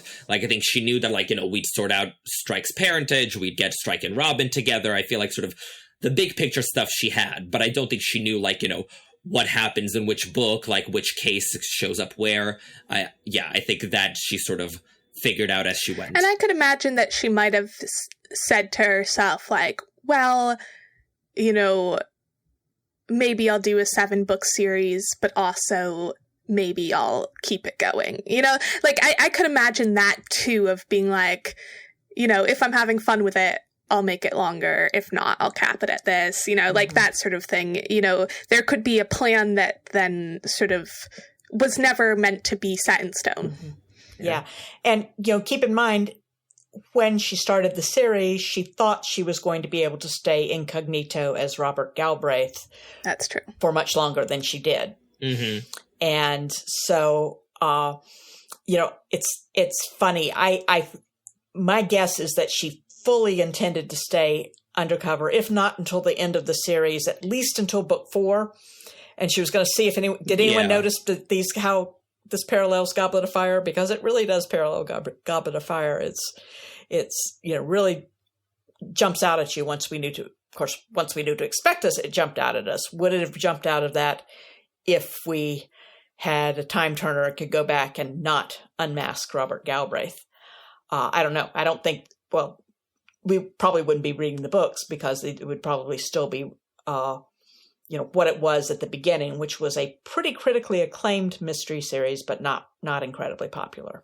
Yeah, and that makes me think, she probably didn't even know how many books she would be able to publish, because, without her name recognition, it's possible she wouldn't have been able to publish as many, and also there is no way they would have been as long as they are. So it would have been a very different. That part's true, but I think a very different series. I think she knew she could publish as many as she wanted because the publisher knew who she was. Yeah, but the publisher cares about getting money. If people aren't buying the book, then I agree, but I'm saying, like, if they weren't selling well, she always has the trump card of, like, reveal I'm J.K. Rowling, and then she publishes however many she wants. That's true. That's true. I feel like there was never any danger she wouldn't get to publish them. If she was willing to reveal herself, then that's true. If she wasn't, then so we don't really know what her psychology was, whether she was thinking she'd reveal herself if she had to do it, or if she was like, no, I just want it to be my own secret thing. I mean, honestly, I don't know that the publisher would have published it if she hadn't been willing to reveal herself. Because, like, they did a fairly large print run for Cuckoo's Calling for, like, a debut mystery by no one you've heard of. So I feel like the publisher, like, had that as their, like, you know, ace in the back pocket. Yeah, they're like, that's all right, fair. Like, we'll do it your way, but if it doesn't go that well. Yeah, that's fair. That's fair. And, you know, it's funny, I blogged a number of years ago about connections between Troubled Blood and Deathly Hallows, and how actually it's, if we had had a slightly different ending in the Strike Robin thing at the end of Deathly Hallows, not in the end of Troubled Blood, that could have been a pretty satisfying ending to Robin's story. Now, Strike still has the Leda baggage and stuff like that, so we had to figure that out for him. But I could actually see an even shorter plan where it might have been planned as a 5-book series as well. But that's another thought as well. Yeah. Yeah, well, we'll just have to discuss it some future time when we reconvene at the Three Broomsticks. Yes. Yeah, I really enjoyed it. Thanks very much. And I do hope to come again and draw up a butterbeer by the fire next time the new strike arrives. Yes, thank you. It's always a pleasure. I love talking with you guys, even when we don't agree on some stuff. But that's the most fun part. It's great sharing this with you. It's great. You know, I like the idea of sharing more of the Strike series to the Harry Potter fandom, because, you know, there's still plenty of Potter fans out there who've never picked up that series. And I think that's a big mistake, because I think I continue to say a lot of what we originally loved in Potter is in Strike, just in a much more adult format.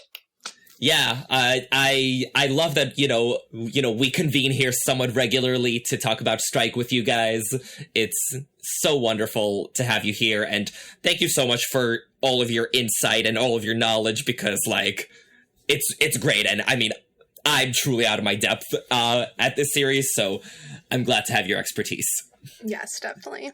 Yeah. Beatrice, is there anything you want to plug for our listeners? Anywhere the readers can find you on the internet, anything they should read of yours? So, yeah, so the main thing is my blog post at Batilda's Notebook, which is at MuggleNet, and I'm also podcasting sometimes for Potterversity and for Strike and Ellicott files. I've written a lot for Running Grave for the Strike and Ellicott files, so if you look for their blog, if you're interested in that. But I've also written a number of articles recently for the Potterversity book, for the Open at the Close book, and for the new Ivory Tower book, so you can find writing there as well. That's all more Harry Potter based. Louise, anything you want to plug? Anywhere listeners can follow you? Well, most of my writing these days is at www.fartingsofafaculty.blogspot.com. I also I duplicate it on Substack as well for people who want to subscribe. That is my major blog. Right now, I'm in the middle of a chapter-by-chapter reread of Stephen Hassan's Combating Cult Mind Control. That's one of the books that Prudence recommended to Robin and Strike before they went in. It's an actual book that was published by a counseling psychologist who himself was in the Moonies for a number of years and under mind control then. You know, it's funny. A lot of people ask, you know, is this UHC cult, is that based on a real life group?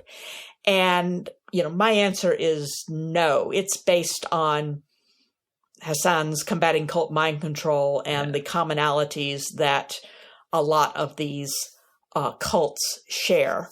And if you go through chapter by chapter, you can just see all sorts of places popping up that were built into the UHC.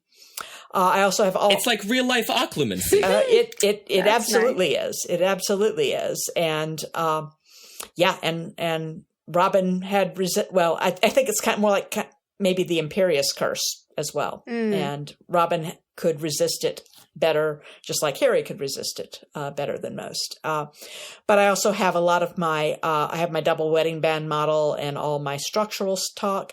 I also have a link there to my Chestnut Hill talk last fall, which was about parallels between Deathly Hallows and the Running Grave. So, which we love on this podcast.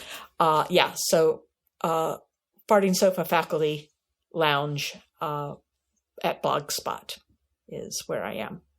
Fantastic. Well, thank you. And we also got to give a huge thanks to Shruka over on Patreon, who bought us this round of drinks at the Three Broomsticks. So, yay! Thank you. Thank you so much. Listeners, if you want to buy us the next round, head over to patreon.com/3broomsticks. That's with the numeral 3 to sign up.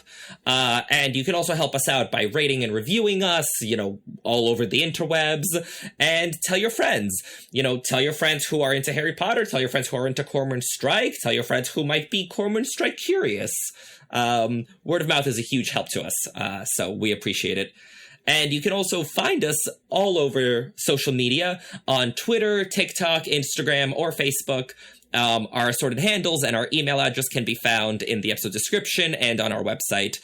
Our website is 3broomstickspod.com. That's with 3 spelled out. And there you'll find links to all of the essays we've been talking about, all of Louise's writing, all of Beatrice's writing. You can submit a topic and you can let us know your thoughts. We look forward to hearing from you. Next time we meet at the Three Broomsticks, we're going to be discussing the journeys from Hogwarts at the end of the year. Guys, can you believe another school year has come to an end, and it's time to go home for the summer? Goes by so fast. Bittersweet for me, because this is my first year fully retired as a professor, so it's the first time I'm not ending the school year now. But that's okay. I'm doing other stuff that's fun. More time to talk to us. Exactly. Yes. Exactly, yes. And with that, I've been Irvin. I'm Sophia. Thanks for listening. We'll see you next time in the Three Broomsticks. Cheers! Give me big old buckets of butter beer. Give me big old barrels of butter beer. Give me the drink I love so dear. And another round for my friend right here of the sweet old butter beer. This episode of The Three Broomsticks was edited by Patrick Musilek. The theme song was written and performed by The Faithful Sidekicks. Make sure to check them out at thefaithfulsidekicks.com.